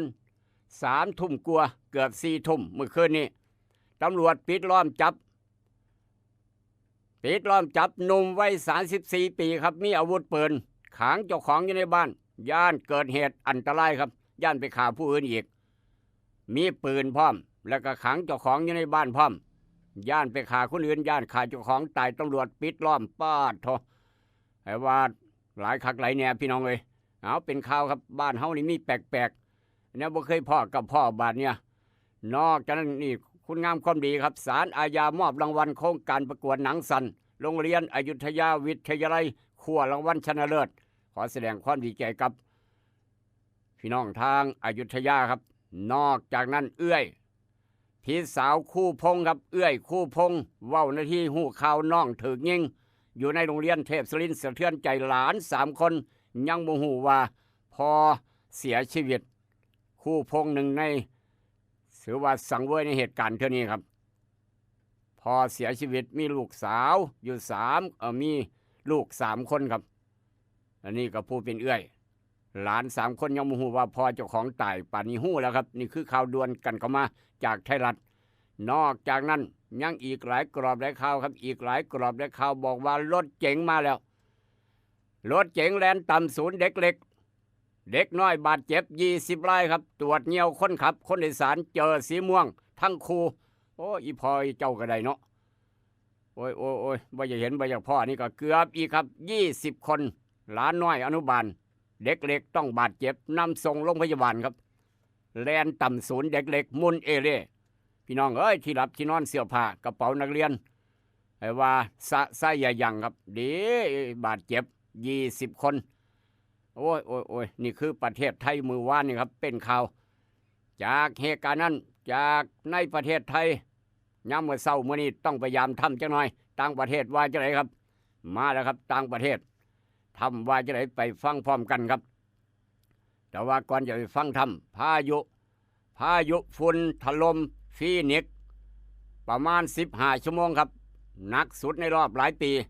ฝุ่นพายุฝุ่นนี่พี่น้องฝนบ่ตกแต่ว่าเป็นฝุ่นเป็นทรายนะลมพัดทรายครับปิวว่อนมืดเติบทั้งทรายทั้งฝุ่นจังหยังเป็นหยังวันนี้ฝุ่นพุ่งประมาณ 6,000 ไมโครกรัมต่อลูกบาศก์เมตรป้าทอ15 ชั่วโมงมืดตึ๊บเดี๋ยวไปเห็นกันมื่นตาก็บ่ได้ฝุ่นเข้าตาครับปานหาดทรายทองบ้านหัวทรายปีนั่นละฝนถล่มลมพัดให้ว่าทรายทำบาดเดียวซะละมืดตึ๊บครับอันตรายเด้อพี่น้องเด้อพายุฝุ่นอันเนี้ยบนพายุฝนครับพายุฝุ่นถล่มฟีนิกซ์อย่างหนัก15 ชั่วโมงครับเป็นข่าวจนเดี๋ยวไปเห็นหน้ากันขึ้นบ้องเอารถมืดตึบนอกจากนั้นนักโทษศรีลังกาลุกฮือครับ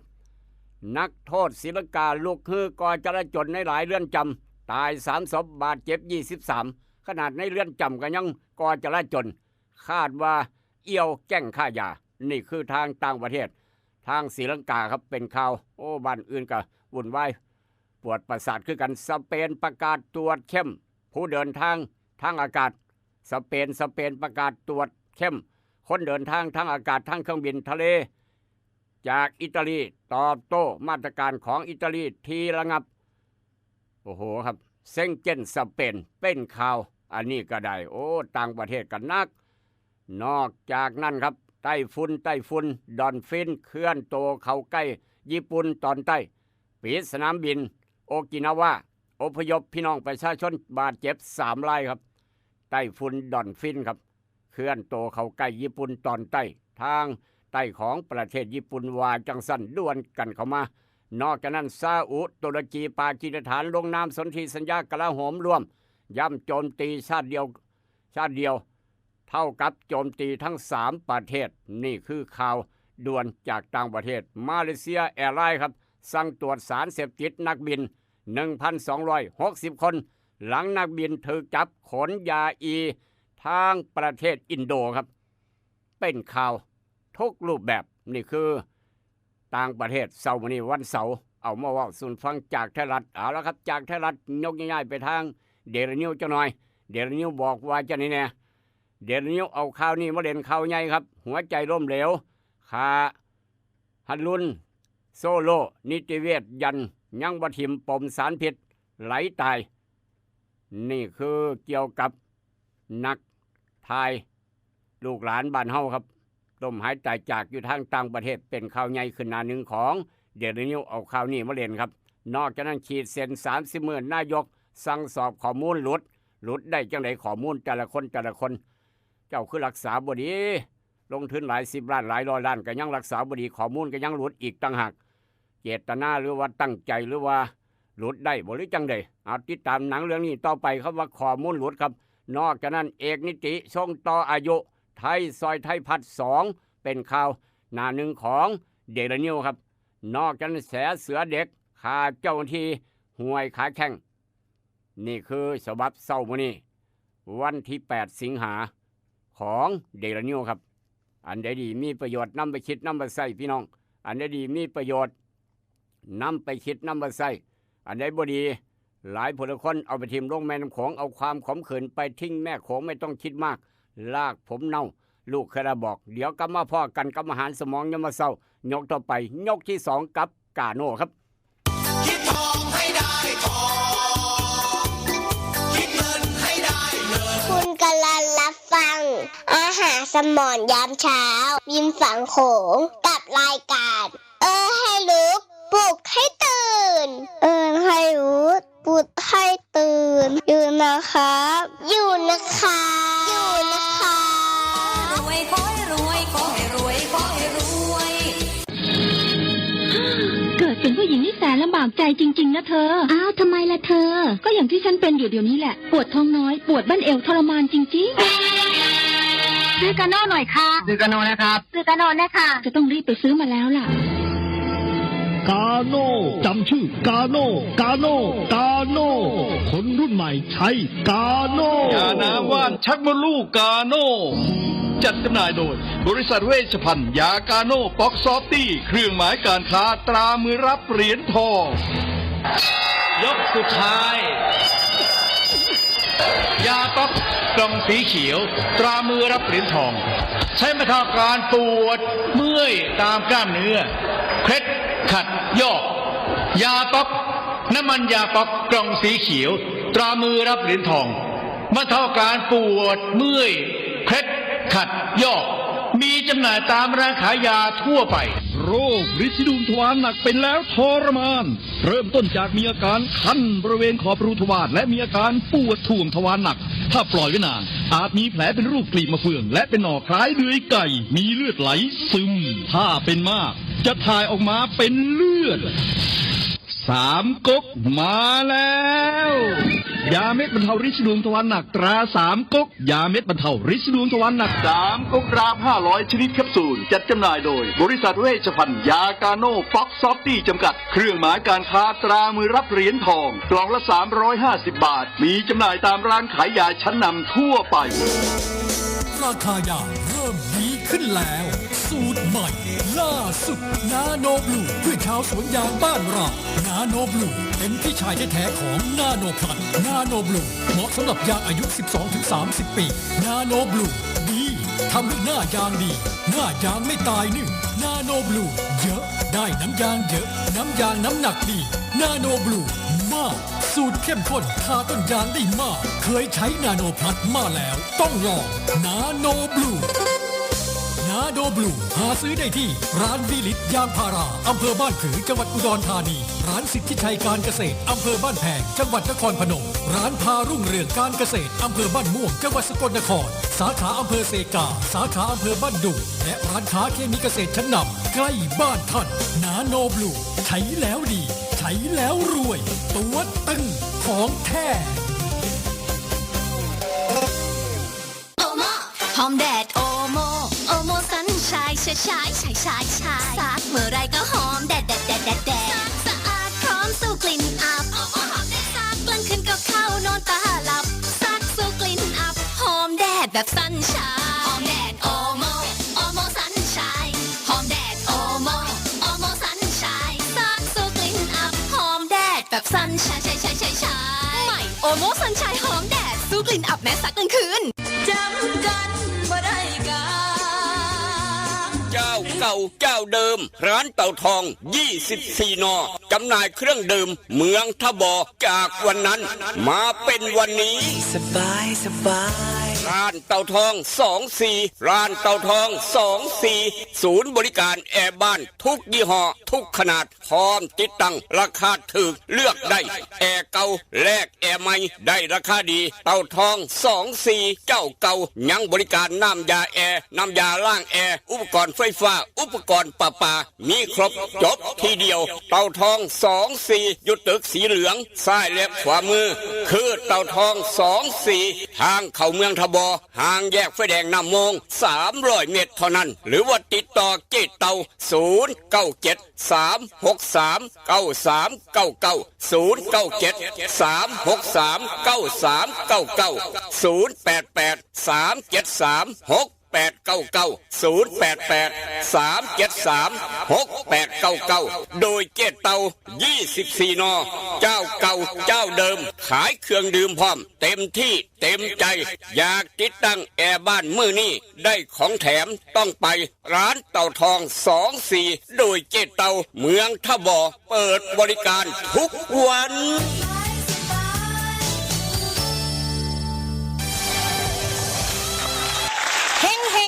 ปังกับป้ายร้าน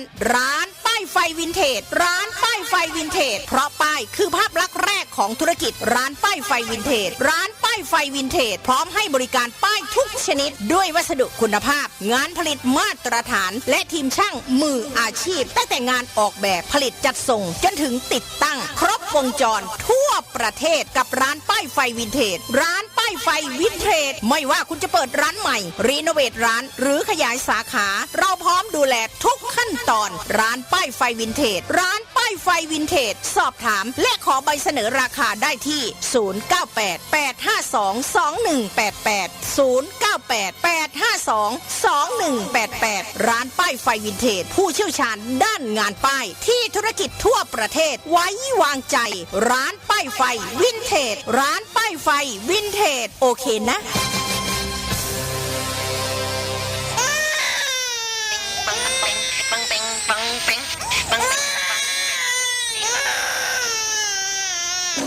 ลูกแอวลูกไห้เป็นไข่ไปหาหมอ ช่วยด้วย ช่วยด้วย ช่วยหน่อยคุณหมอ ไปคลินิกนายแพทย์จามิกรหรือว่าหมอดอดใจดีตั้งอยู่ตรงข้ามกับมินิบิ๊กซีสีเชียงใหม่ไปมาหางายตรวจรักษาโรคทั่วไปเด็กผู้ใหญ่ผู้สูงอายุความดันเบาหวานตรวจน้ำตาลในเลือดโรคทางเดินอาหารทางเดินหายใจปวดกล้ามเนื้อคอกระดูกเสื่อมมีวิตามินบำรุงผิวบำรุงร่างกายบริการส่งตรวจเอ็กซเรย์คอมพิวเตอร์ตรวจคลื่นแม่เหล็กไฟฟ้าไปคลินิกนายแพทย์จามิกรตั้งอยู่ตรงข้ามกับมินิบิ๊กซีสีเชียงใหม่ตรวจดีมีมาตรฐานบริการเหมือนญาติพี่น้องเปิดบริการสู้มือต้องไปหาหมอดอดใจดีสอบถามได้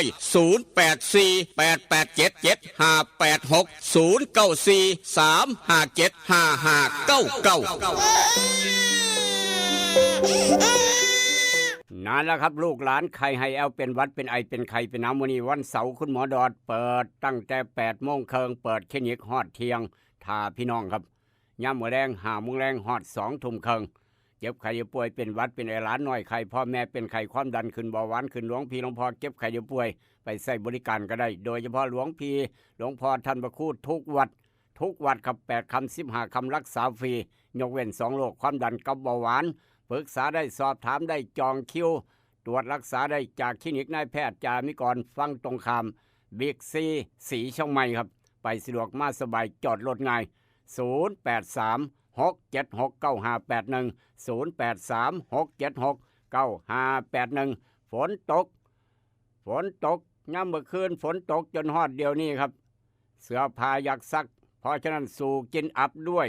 ผงซักฟอกโอโมซันไซครับผงซักฟอกโอโมซันไซหอมแดดโอโมพัดซันไซครับหอมแดดนวัตกรรมใหม่สู่กินอัพแม้จะซักย่ำเมื่อคืนซักได้ทุกสถานการณ์เมฆครึ้มฝนตกได้เบิดพี่น้องเอ้ยโอโมซันไซหอมแดดอย่าลืมคุ้มค่าครับสะอาดสดใสหอมรสอัพตัวจริงเสียงจริงเรื่องซักผ้ายกให้ซักได้ทุกสถานการณ์บ่ว่าย่ำคืนย่ำเวียนฟ้าลมฝนตกต้องโอโมซันไซตั้งแต่วันนี้เป็นต้นไปฝากหาพ่อบ้านแม่บ้านนี้จำหน่ายขายกันน้ำศูนย์การค้าน้ำร้านค้าร้านขายทั่วไปพี่น้องหูจักดีปัญญังนั่นคือโอโมซันไซครับฝากไว้สำหรับคนซักผ้าทำมาหากินอาชีพซักเสื้อซักผ้าแมนบัดพี่น้องเลยแต่ว่าอยากได้เบอร์โทรศัพท์สั่งเนื้อสดๆมาซุ่มมาแซวมาลาบมาก้อยซุ่มกันฝนตกกับวายันย่างปิ้งย่างซุ่มกันฝนตกได้บรรยากาศย่ำวันเศร้าเพิ่นว่าข้าวเหนียวห้อนกินกับปิ้งกับย่างเนื้อสดๆต้องโทรหาอูดเนื้อสดเบอร์นี้ครับกิโลละ095-329-5764 แต่ว่าอยากติดตั้งแอร์บ้านก็ว่าต้องขึ้นยากโทรหาเจเตาคนกองนางเครื่องเดียว2 หมายเลขถือโทรศัพท์ถ้าพี่น้องจะติดตั้งแอร์บ้านมื้อนี้ครับได้ของแถมบอกว่าส่วนราชการอบตเทศบาลวัดว่าร้านต่างๆเฮือนผู้ใหญ่บ้านเฮือนผู้ซอยผู้ใหญ่บ้านหรือว่าลูกไผ่ติดแอร์บ้านให้พ่อปู่แม่ย่าลูกเขยติดตั้งแอร์ให้พ่อเฒ่าไม่เฒ่ายามพ่อเฒ่าก็ไม่เฒ่าบ่ฮักยามพ่อเฒ่าไม่เฒ่าฮ้อนโทรเบอร์นี้ครับติดตั้งแอร์บ้านได้ของแถมได้ราคาถูกพร้อมโทรหาเจเตาร้านเต่าทอง24ทางเข้าเมืองทบ097-363-9399อีกเบอร์หนึ่ง0883736899ได้ยินแล้วก็บอกต่อกันไปสำหรับพี่น้องคนสวนยางน้ำยางบ่ไหลบ่คักจีดมาหลายปี10 ปี20 ปี30 ปีอย่าลืมใส่นาโนบูครับนาโนบูยาท่านายางเพิ่มน้ำยางไหลออกมาหลายนายางนิ่มจีดง่ายนายางบ่ตายบ่ดำบ่แหล่จีดง่ายถึกใจคนสวนยางล้านตัวแทนจำหน่าย นาโนบูกำลังแถมเสือพร้อมไปเอายุร้านดาวแดงการเกษตรสีช่องไม้โพดตากร้านเกษตรบ้านไร่ทาบอท่วนเกษตรทาบอสังคมร้านสังคมการเกษตรบ้านผือร้านวิริตอย่างพระอำเภอบ้านผือน้ำโสมร้านสิริวัฒนาและก็ร้านพิเอตอำเภอน้ำโสมพี่น้องในน้ำมีป่าในน้ำมีเขาครับในน้ำมีป่าอยู่สาป่าเลี้ยงปลาเอาไว้ขายเฮ็ดหน้าเขาขายเขาแต่ว่าอยู่เถียงนาน้อยอยู่เฮือนอยู่บ้านใจตารางบ้านที่ทางง่ายๆพื้นที่แคบๆก็สามารถเลี้ยงได้เลี้ยงอ้นพี่น้องสัตว์เศรษฐกิจตัวใหม่ราคาดีพร้อมเลี้ยงง่าย 2-3 เดือนก็ได้ขาย 2-3 เดือนก็ได้ขายราคาวันธรรมดาอยากเลี้ยงอ้นเป็นสัตว์เศรษฐกิจตัวใหม่มีพื้นที่ประมาณงาน1เคิงงาน2งานไร1 2ไรได้บัดพี่น้องเอ้ยเลี้ยงอ้นสัตว์เศรษฐกิจตัวใหม่ขายดีได้ราคาโทรหาสวรรณี1991สเตชันครับทาง91เมกะเฮิรตซ์ที่พี่น้องฟังรายการอยู่ทาง91เมกะเฮิรตซ์ครับสวรรณี1991สเตชันนอกจากนั้นหรือว่าจะโทรมาถามลูกขนาดจะบอกรายละเอียดให้0816016232ครับ0816016232แต่ว่าสำหรับพี่น้องที่ต้องการครับต้องการอยากได้ป้ายธุรกิจยังไงโรงแรมกิจการงานสร้างต่างๆตึกหรือว่าธุรกิจยังไงศูนย์การค้าขนาดใหญ่ป้ายโรงพยาบาลป้ายโรงเรียนป้ายยังก็อยากสารพัดป้ายได้ติดอยู่10 สั้น20 สั้น100 สั้นก็ยังติดได้ทั่วโลกใบนี้ทั่วประเทศไทยครับติดต่อไปร้านป้ายไฟวินเทจ0988522188โทรเบอร์นี้ครับจะได้ทราบราคาร้านป้ายไฟวินเทจร้านป้ายขนาดใหญ่ของประเทศไทยครับ0988522188 อย่างนี้เราก็บอกต่อกันไปถ้าพี่น้องมีข่าวด่วนอยากเพิ่มอยากเติมว่ากันเข้ามาในค่อนข้างเวลาค่อนข้างจำกัด0816016232น้ำบ่ไหลไฟบนสว่างหนทางบ่ดีน้ำขังน้ำท่วมปากซอยไหลของเฮือนเข้าบ้านออกเฮือนบ่ได้ก็ว่ากันเข้ามาครับนี่ผู้หลักผู้ใหญ่นายกอบตนายกเทศบาลนายกเทศมนตรีผู้ใหญ่บ้านกำนันหมู่บ้านเจ้าของต้องหูจักเขาว่าน้ำท่วมอยู่ไสถนนยากอยู่ไสซอยใดมีปัญหาพี่น้องเพิ่นเดือดร้อนผู้ใหญ่บ้านผู้นำหมู่บ้านผมจะดูแลพี่น้องตลอดไปบ่ว่าย่ำมื้อคืนบ่ว่าย่ำมื้อเว้นสิย่ำหาเสียงจำได้บ่เพราะฉะนั้นพี่น้องโทรไปต้องรับสายต้องบริการเป็นเยี่ยมครับในฐานะเป็นผู้นำหมู่บ้านผู้นำในเขตตำบลในอำเภอครับเมื่อวานพาพี่น้องไปทางจังหวัดหนองคายเมืองน่าอยู่เมืองแห่งการท่องเที่ยวเมืองแห่งการพักผ่อนหนองคายบ้านเฮาจงภูมิใจที่เกิดเป็นคนหนองคายนี่ครับเมื่อวานทางท่านรองผู้ว่าราชการหนองคายครับพร้อมทีมงานลงพื้นที่แถวไหนครับแถวเทศบาลเมืองทบติดตามสถานการณ์น้ำโขงหลายขึ้นสูงขึ้นและก็กำชับให้ทางหน่วยงานต่างๆที่ดูแลเฝ้าระมัดระวังน้ำท่วมน้ำโขงล้นตลิ่งครับนี่ติดตามทุกระยะทุกวินาทีทางบ้านเฮาทางหนองคายครับย่านน้ำท่วมย่านน้ำล้นฟังประมาณนั้นติดตามทุกวินาทีคือจังท่านรองสังวานี่คือทางศรีชมัยทางทบทางหนองคายบ้านเฮาครับบ่ต้องห่วงผู้หลักผู้ใหญ่ดูแลตลอดติดตามสถานการณ์ตลอดถ้ามีข่าวด่วนลูกขนาดจะแจ้งให้ทราบทันทีครับแจ้งให้ทราบทันทีบ่ต้องห่วงถ้าน้ำท่วมหรือว่าน้ำไหลเข้าจะได้หูจักน้ำกันนอกจากนั้นเมื่อวานทางหนองคายมีงานอย่างนี้สายข่าวก็จับเหล็กรายงานกันเข้ามาครับสายข่าวก็จับเหล็กรายงานกันเข้ามาท่านรองผู้ว่ารวมไปที่เปิดงานมหกรรม20 ปีภายใต้เทียมภาคอีสานอยู่ดีมีแห้งครับภาคอีสานอยู่ดีมีแห้งสร้างสุขภาวะชุมชนสู่คนอีสานปลอดโรคพยาธิใบไม้ตับและบอดตายด้วยโรคมะเร็งท่อน้ำดีมะเร็งท่อน้ำดีเกิดมาจากกินสุกดิบก้อยปลาขาวก้อยปลาซิวหรือว่าก้อยกุ้งแก้วกุ้งปนกุ้งสารพัดเฮ็ดดิบกินนะครับโดยเฉพาะปลาขาวปลาแดกปลาขาวเฮ็ดบ่ว่า เอิ้นว่าเฮ็ดปลาแดกบ่พอ3 เดือนเอามากินดิบๆนั่นแหละครับเอ้ยใส่ตำบักหุ่งดิบๆพอได้สีกแขกจังหน่อยสีกปลาแดกพอปานลอกปอสีกแขกมากินก็ตำบักหุ่งปลาแดกตอนเพิ่นว่านั่นแหละครับพยาธิใบไม้ตับเกิดจากปลาขาวปลามีเกล็ดเด้อพี่น้องเอ้ยเป็นตาย่านครับเป็นตาย่านเพราะฉะนั้นต้องกินให้สุกปรุงให้สุกฮ้อนๆซ่อนกลางปรุงให้สุกก็แล้วกันนี่ทางหนองคายครับเด็กลูกขลากระเปอบรมสัมมนามาแล้วเห็นแล้วก็เป็นตาย่านครับเห็นแล้วเป็นตาย่านเด้ถ้าบ่รักษานี่มะเร็งท่อน้ำดีครับตามมานี่บอกกันไว้เตือนกันไว้บัดสุคนอย่าประมาทก็แล้วกัน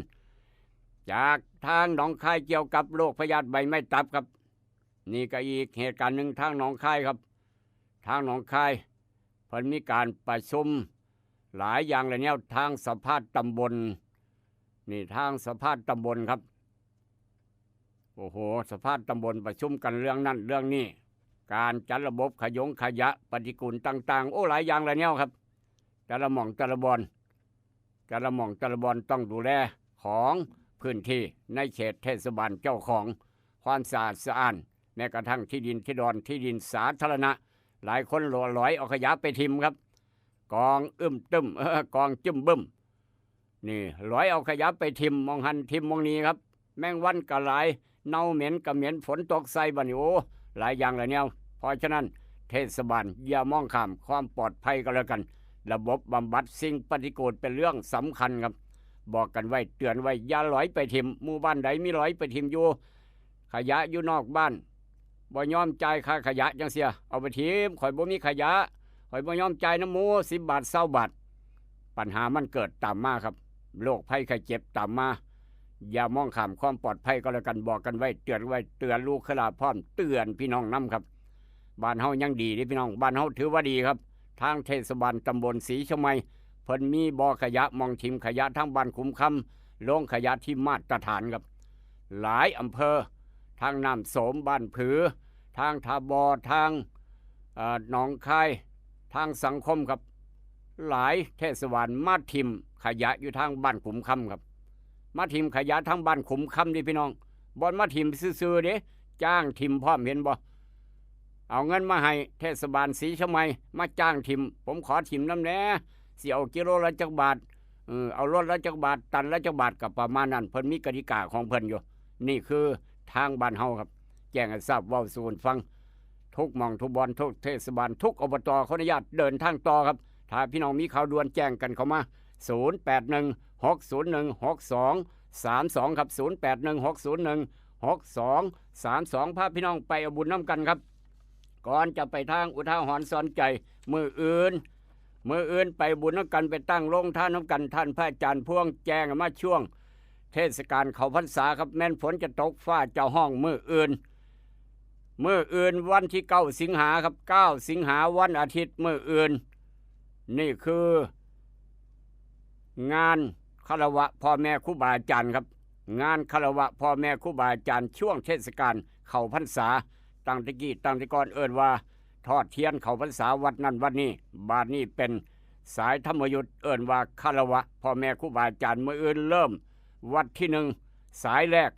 สัปดาห์แรกของเทศกาลเข้าพรรษาครับงานคารวะพ่อแม่ครูบาอาจารย์มื้ออื่นวัดที่1ไปก่อนหมู่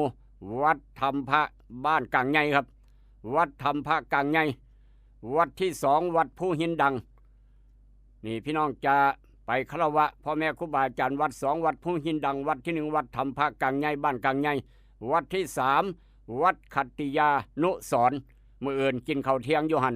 พี่น้องอย่าไปตั้งโรงทานน้ำดื่ม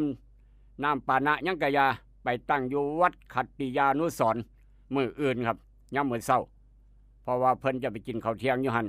ญาติธรรมจะไปกินข้าวเที่ยงอยู่หั่นวัดขัตติยานุสรณ์หลังจากกินข้าวเที่ยงเรียบร้อยอิ่มหนำสำราญเดินทางต่อไปคฤหัสถ์ต่อไปวัดที่4วัดโพไซทอง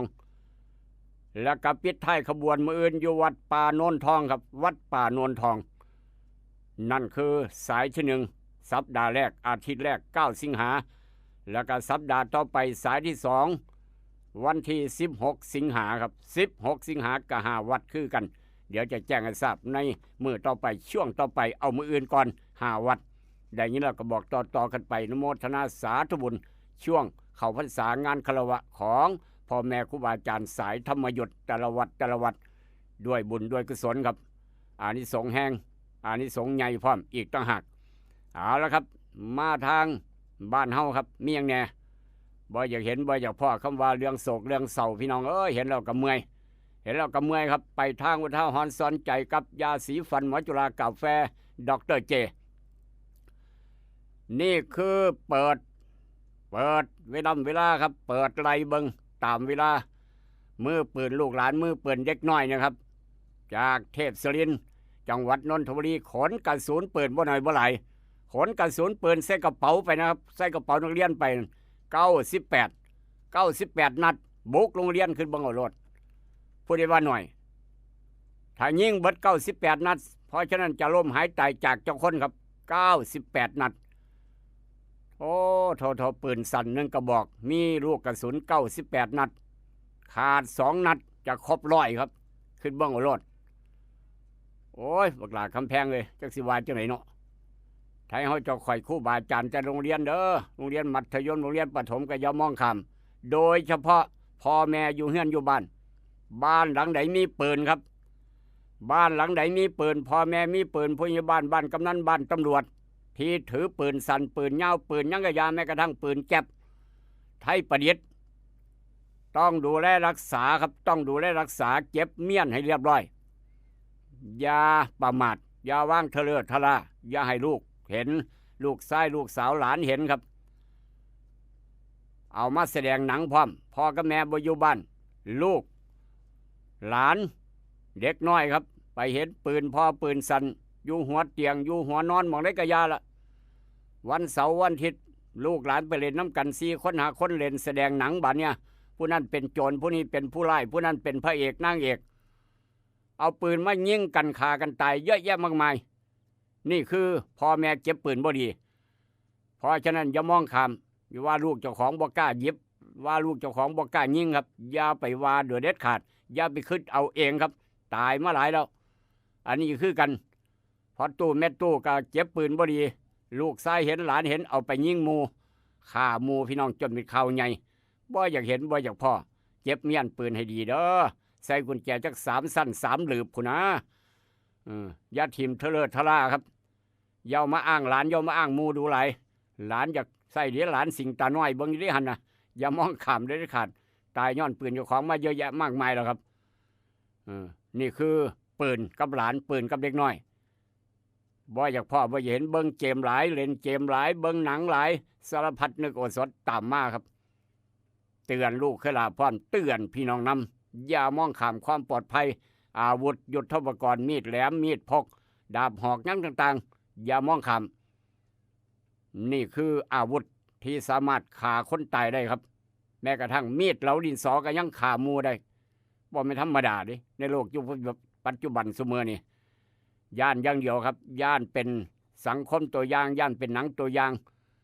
นี่พ่อแม่ต้องดูแลตั้งแต่บัดนี้เป็นต้นไปโรงเรียนทุกโรงเรียนต้องเข้มงวดกวดขันบางโรงเรียนเริ่มซื้อแล้วครับ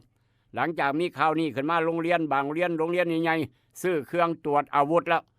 ซื้อเครื่องตรวจอาวุธจะมาติดตั้งทางเข้าหน้าโรงเรียนแล้วครับบ่ให้ผู้ใดผ่านไปต้องเสียงดังปานสนามบินระบาดเนี่ยนี่คือกำลังเริ่มต้นอย่าเป็นงัวหายล้อมคอกก็แล้วกันครับบอกกันไว้เตือนกันไว้เบิดสุคนโรงเรียนอยู่ในเทศบาลอยู่เรียนยังกะยาละที่มีป .5 ป .6 ม .1 ม .2 ม .3 ครับอันตรายคักอย่ามองข้ามอย่าว่าโอ้ยโรงเรียนข่อยบ่เป็นหยังดอกโรงเรียนข่อยเด็กน้อยคนหูผู้ดีอย่าไปว่าครับอย่าไปคิดเอาบอกกันเตือนกันจ้าน้อยจากเหตุการณ์มาทางเหตุการณ์นี้ครับนี่หลังจากลมหายใจจากทางบ่อยากเห็นบ่อยากพ่อบ่ว่ารัฐบาลบ่ว่าลูกขลาบ่ว่าไผกะยาบ่อยากพ่อเหตุการณ์คำว่าลมหายใจจาก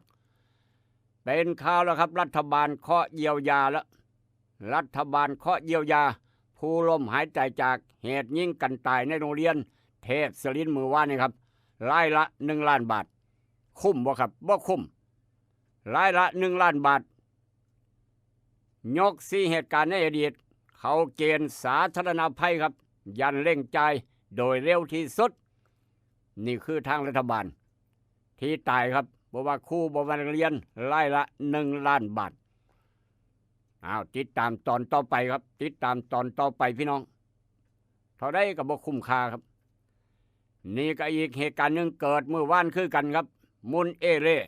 เครื่องหลับเครื่องนอนตุ๊กตาเสื้อผ้าหนังสือตำรับตำราของเด็กน้อยอนุบาลทั้งจังหวัดกาญจนบุรีมุนเอเร่ครับรถเก๋งเสียหลักแล่นต่ำศูนย์พัฒนาเด็กเล็กทั้งจังหวัดกาญ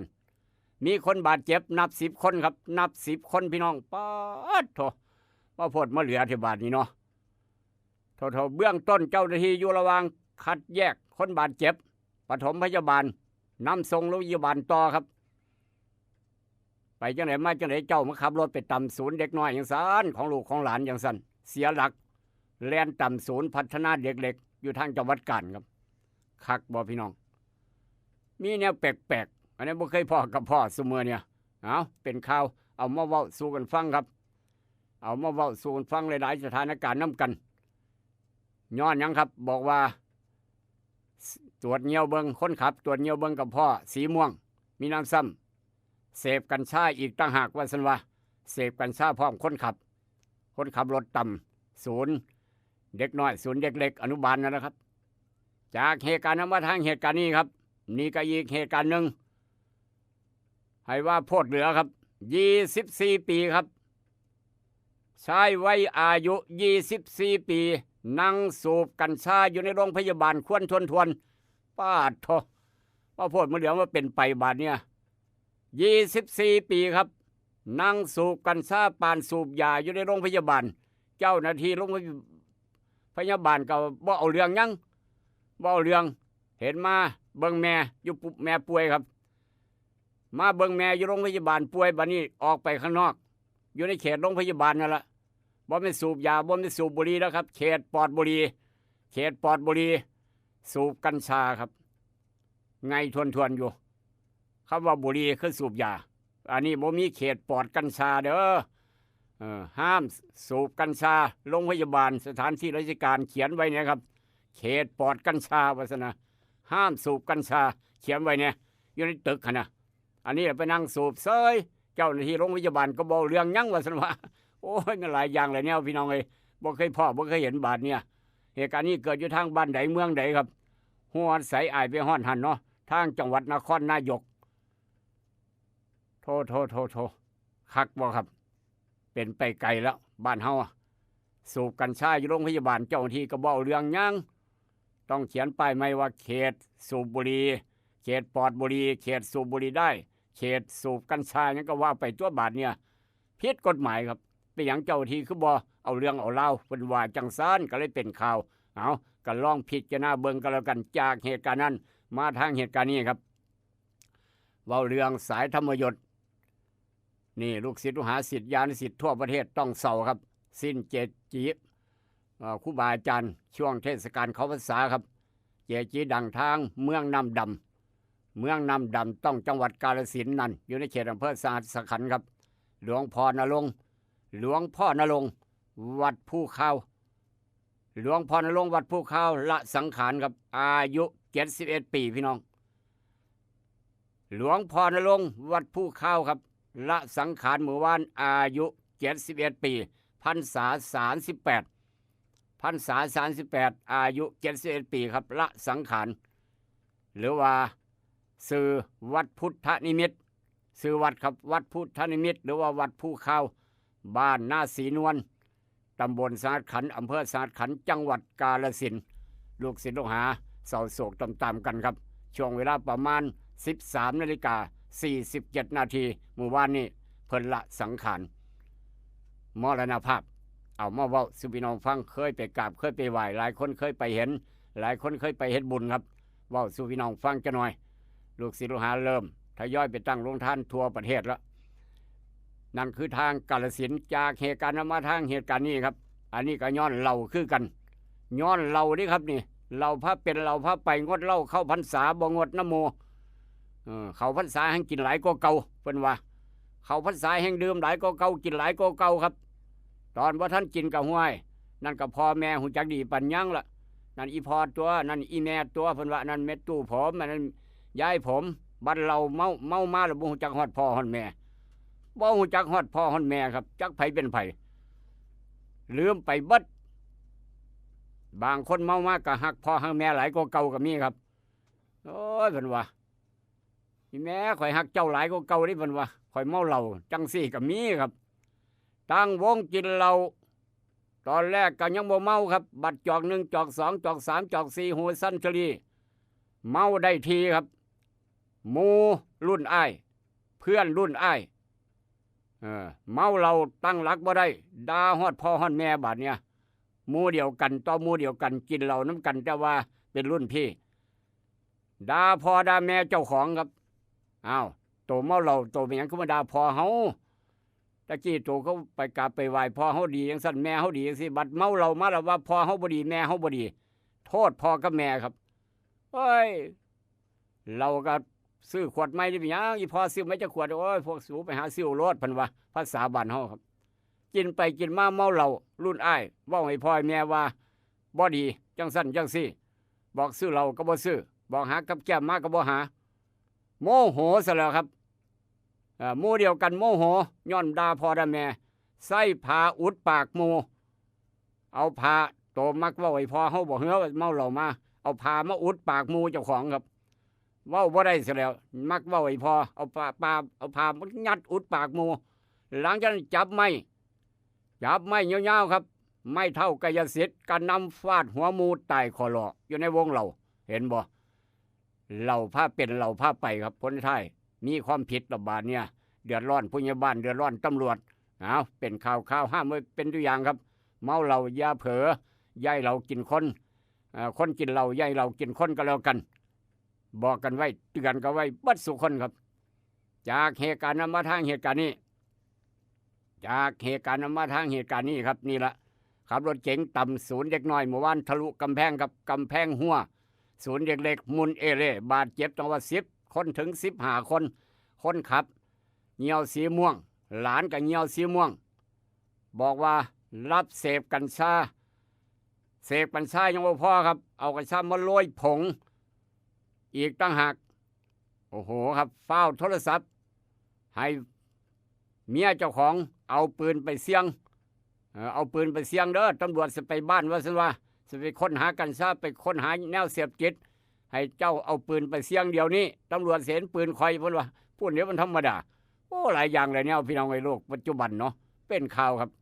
เอาเรามาระวังผู้ใดมักประเภทนี้ครับกินประเภทนี้ให้ระวังจังหน่อยบอกกันเตือนกันจังหน่อยจากเหตุการณ์มาทางเหตุการณ์นี้แม่นหยังละบาดนี้ผีกองกอยบ่ผีกองกอยเมาคนบ่เมางัวครับแม่นผีกองกอยหรือเป็นหยังเนาะบาดนี้เนาะเสือบ่สิงบ่คนไปเห็นเจอตัวใหญ่สูงเท่าเลอว่าซั่นว่าเจ้ากูไปถ่ายรูปไม่ค่อยเบิ่งนำแหน่เจอตัวใหญ่สูงครับโผล่มากัดท้องงัวครับกินท้องงัวแผลใหญ่อวัยวะงัวภายในทะลักออกมากลางดึกงัวนอนตายคอรอเจ้าของงัวเห็นกับตาบ่แม่นเสือบ่แม่นหมีจักแม่นหยังบ่ผีกองกอยบ่ครับหรือว่าผีปอบมากินท้องงัวครับอวัยวะในงัวทะลักออกมางัวตายจังซี่ก็มีบาดนี้เสือก็บ่แม่นหมีก็บ่แม่นแม่นหยังล่ะครับผีกองกอยหรือว่าผีหยังผีกระสือบ่ห่วยว่าเป็นตาย้านเด้อบาดนี้เหตุการณ์นี้เกิดทางใดบ่เจ้าเมาข้างเมาเหล้าบ่เมากัญชาล่องลอยบ่จังหวัดนครศรีธรรมราชครับเป็นข่าวแต่ว่างวดตายเด้อครับยันเห็นกับตาบ่แม่นเสือบ่แม่นหมีแม่นหยังล่ะจิ้งกือบ่หรือหยังเอ้าจังซี่ก็มีคือกันพี่น้องทางนครศรีธรรมราชเป็นข่าวเอามาเว้าสู่กันฟังนอกจากนั้นอีกเหตุการณ์หนึ่งนี่เริ่มแล้วครับโรงเรียนเริ่มแล้วทางกรุงเทพเตรียมติดตั้งตรวจเครื่องจับอาวุธตรวจอาวุธเช็คกระเป๋านักเรียนขอพ่อแม่ผู้ปกครองส่งลูกให้เสร็จก่อน7:50 นาทีเริ่มตั้งกติกาแล้วครับโรงเรียนทางกรุงเทพโรงเรียนขนาดใหญ่ชื่อดัง7:50มาส่งลูกต้องเรียบร้อยตรวจจะซื้อเครื่องตรวจจับอาวุธเช็คกระเป๋าขอพ่อแม่ผู้ปกครองให้ปฏิบัติตามส่งลูกต้องแล้วก่อน7:50 นาทีทางกรุงเทพนี่ครับนี่เป็นข่าวครับ เริ่มละอย่างงัวหายล้อมคอกก็แล้วกันต้องเข้มงวดกวดขันตลอดไปครับนอกจากนั้นเกี่ยวกับบัตรทองครับทางพี่น้องบ่พอใจอันใดเนาะบาดนี้บุกกระทรวงสาธารณสุขเมื่อวานครับค้านแก้สิทธิ์30 บาทรักษาทุกโรคบอกว่ากระทบคนจนซึ่งเป็นคนส่วนใหญ่ของประเทศลั่นแบบเก่าดีอยู่แล้วบ่ต้องไปเปลี่ยนแปลงหยัง30 บาทรักษาทุกโรคแบบเก่าดีอยู่แล้วบ่ต้องไปเปลี่ยนแปลงเพิ่นว่าประมาณนั้นเอาติดตามหนังเรื่อง30 บาทรักษาทุกโรคต่อไปครับราคาทองคำว่าจะไหนขึ้นเมื่อวานขึ้นไป650 บาทครับทองอยู่ร้านทองใหม่ๆ1 บาทขายออกประมาณ 68,200 ทองอยู่ในคอผู้ใหญ่บ้าน1 บาทขายได้ประมาณ 65,850 บาทเมื่อนี้จะเพิ่มจะลดราคาทองคำต้องติดตามตอนต่อไปพี่น้องเวียงจันทร์ไปเอาอยู่ห้านไข่คำแม่กองแพงคำผิวตลาดเศร้านครหลวงราคาปาล์มผู้ใหญ่ม้วนราคาปาล์มพออาเชษคนสวนปาล์มผู้ใหญ่อยู่ไส้ครับ7 บาท 90 ถึง 8 บาท 95 ตังค์ป้าทอแพงคักราคาปาล์มคนมีสวนปาล์มขอแสดงความดีใจน้ำกระแล้วกันอันนี้คนมีสวนยางครับคนมีสวนยางราคานิ่งบ่ขึ้นบ่ลงทอกับเมื่อวานนี่ครับบ่ขึ้นบ่ลงเมื่อวานนี่ราคานิ่งวันศุกร์ซ้ำเก่าบ่ขึ้นบ่ลงบ่บวกบ่ลบซ้ำเก่าครับเอาติดตามตอนต่อไปอย่าลืมนาโนพัดนาโนบูบิ๊กซันกันแล้วกันยาท่านอย่างสูตร2 พลังพยากรณ์อากาศภาคอีสานมื้อนี้ครับว่าจะไหน6 โมงเช้ามื้อนี้ฮอด6 โมงเช้ามื้ออื่นพี่น้องแถวริมฝั่งโขงจอบเบิ่งน้ำโขงแนวก็แล้วกันเพิ่มหรือลดมีฝนฟ้าคะนอง70%ของพื้นที่แล้วก็มีฝนตกหนักบางหม่องบริเวณหนองบัวลำพูกาฬสินธุ์มุกดาหารยโสอำนาจเจริญเมืองอุบลฝนตกหนักบางหม่องบางบอนบางพื้นที่แถวหนองคายแถวเลยบึงกาฬอุดรสกลนครนครพนมครับอุณหภูมิสูงสุดมื้อนี้34 องศาเดินทางไปไสมาไสเตรียมห่มไปพร้อมเตรียมเสื้อกันฝนไปนำขับรถขับราต้องระมัดระวังอย่าชะล่าใจอย่าประมาทในการขับยวดยานพาหนะล้อกำลังหมุนย่านเกิดอุบัติเหตุก่อนจากกันของดีไม่หน่อยครับก่อนจากกันของดีไม่หน่อยพี่น้องช่วงนี้น้ำท่วมน้ำขังย่านเป็นโรคน้ำกัดเท่าครับน้ำกัดเท่าน้ำกัดขาเปื่อยน้ำงามแทงงามขางามนิ้วมือนิ้วหยังกระยาละไปหัวไปสวนไปให้เป็นน้ำกัดเท้าครับน้ำขั้นกินขาเพื่อน้ำขั้นกินเท่าแต่ละคนพี่น้องเกษตรกรอย่าลืมเด้อมีประโยชน์ครับกลุ่มยาสมุนไพรรักษาน้ำกัดเท้านั่นคือมังคุดเปลือกมังคุดหมากมังคุดเปลือกมังคุดเอามาทาได้มายองทาน้ำกัดเท้าได้สีเสียดเหนือแม้กระทั่งเพี้ยนบ้านก็สามารถเป็นสมุนไพรรักษาโรคน้ำกัดเท้าได้ของดีไม่น้อยสมุนไพรใกล้ตัวสมุนไพรใกล้บ้านลูกกระดาวมาฝากเดี๋ยวความปรารถนาดีกับบริการเอิญให้ลูกโป๊กเตือนพี่น้องฟังอยู่ทาง96.5เมกะเฮิรตซ์ฟังอยู่ทางสวรรค์นี้1991สเตชันเสาร์มื้อนี้2 สถานีกำลังออกอากาศพร้อมกันทุกเสาร์ครับกับบริการเอิญให้ลูกโป๊กเตือนลำด้วยส่งหมานอย่าเจ็บอย่าจนมื้ออื่นพ่อกันใหม่สวัสดีครับนี่ละน้องเป็นว่าจงใจสร้างสถานีน้อมเสื้อพระของท่านอเนกบนบุญคำเมื่อสิมาศรัทธา